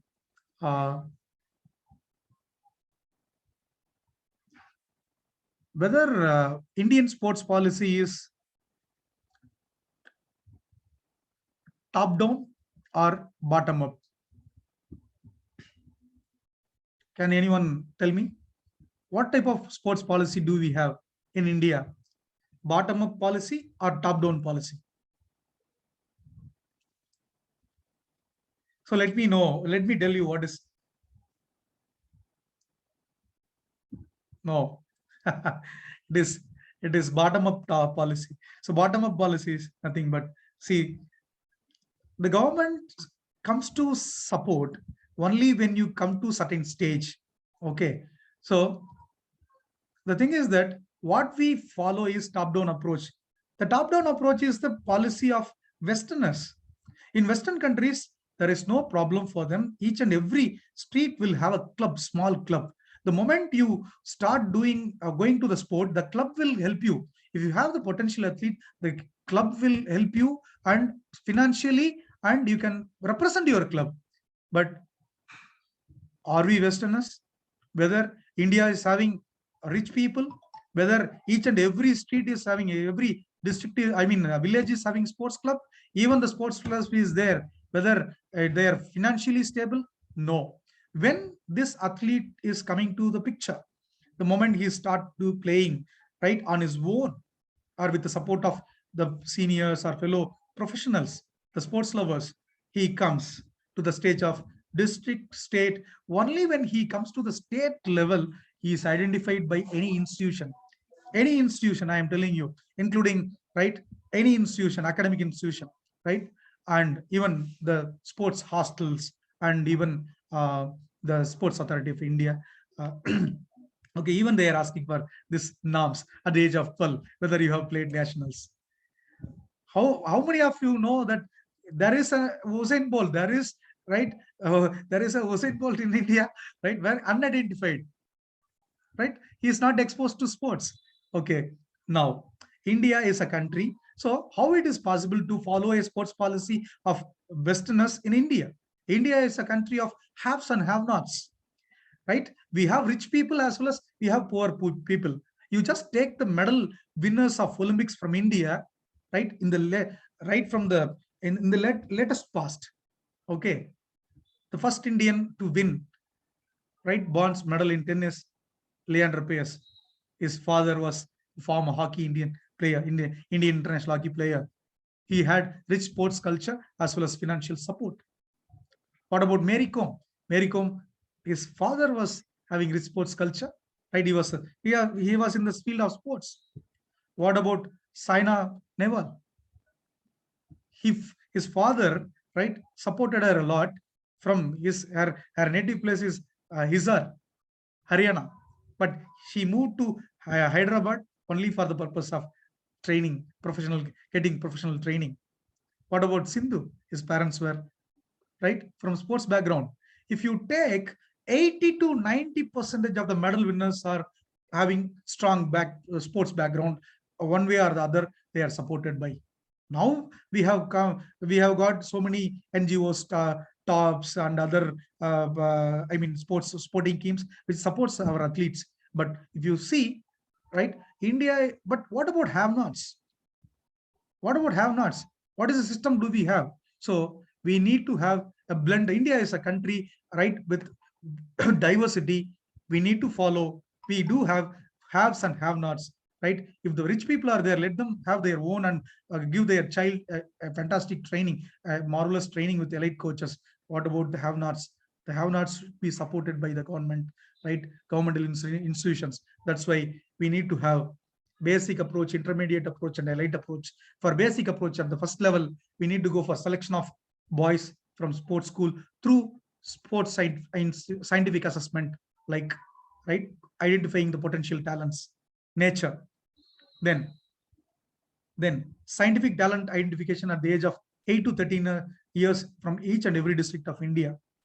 And also there should be sports university in every state, and then sports school every district of India. Then the step-by-step ladder will obviously produce champions in the world in future. So this is my this is my observation. Okay, so you may agree with me or may not agree with me. So this is what from my experience, from the sports which I played, which I saw. So this is what we can see here. And I would like to have some interactive sessions with you. If you have any queries, details, right, you can ask me now. Q&A session before I move on to the further.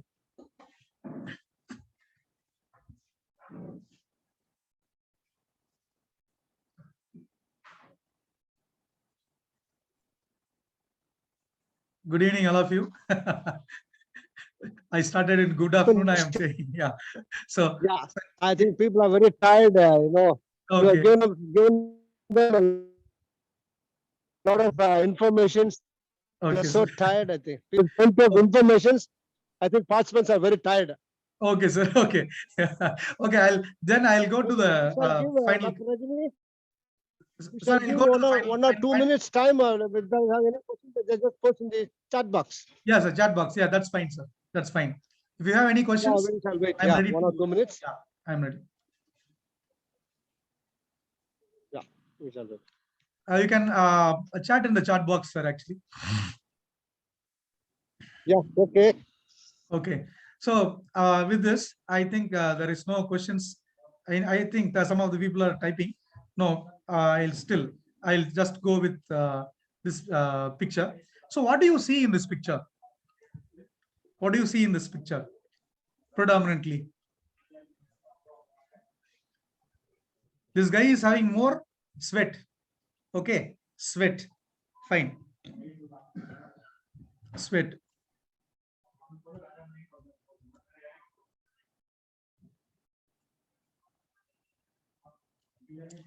And whatever the task, even including the sports, whatever the task we are accustomed or we carry forward, we need to go for SWOT analysis. SWOT analysis is nothing but we have to identify the strength, we have to identify the weakness, we have to see the opportunities, and also we have to seek for the threats.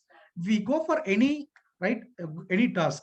If we do SWOT analysis, okay, along with sweat, whatever the task you carry forward, right, your path, your future, okay, will be sweet. Thank you for the opportunity. I thank immensely to SRM management and also Dr. Mogana Krishnan, the director, and my dear good friend, Dr. Jesus Rajkumar, very sociable, nice, good friend of mine, even though he is senior to me, very cordial. So I thank the whole SRM physical education fraternity, also LNIP as well as SRM management and fellow participants for being cordial and nice to me, because I should ask for sorry because there was a network issue in the beginning. Hope it was settled down. I lived up to your expectation. Thank you for your patient listening. Thank you for the opportunity. And I invite you all to our state-of-the-art sports biomechanics laboratory. Thank you. Thank you so much. Thank you, Dr. Rajini. See, suppose you want to run a 100 meters race, the first thing should be a good start and a good finish. So when we want to run this program, there was a sudden order from our heads to run Okay. this show. Suddenly we just went on keeping also all our good friends to Okay. come and help us. So it Okay. has been a wonderful program, for the first 7 days. We had a wonderful speakers from the starting till finishing point. We had a very good race, I think. Thank you, Dr. Rajini. Thank you for coming and encouraging us. Thank you so much. May I request Dr. R. Mohan Krishnan, Director Sports, to give the vote of thanks. Thank you, Dr. Mohan, please. Sir, good evening, one and all. On behalf of SRM Institute of Science and Technology, we thank everyone who participate the FDB program, and our special thanks to Mr. Rajini Kumar. Is one of the last session, last but not least. It was a wonderful session. I think everyone's put the message. The session is very good. Thank you so much, sir. You accept our invitation. You're doing a wonderful presentation. Thank you so much. Thank you so much, sir. Thank you all. Thank you all. Thank you. Thank you. Thank you so much. Thank you, all of you. Yeah. Thank you all the participants for your patience hearing. Thank you so much. We shall meet in another FDB program. God bless you all. Bye-bye. Take care. Bye.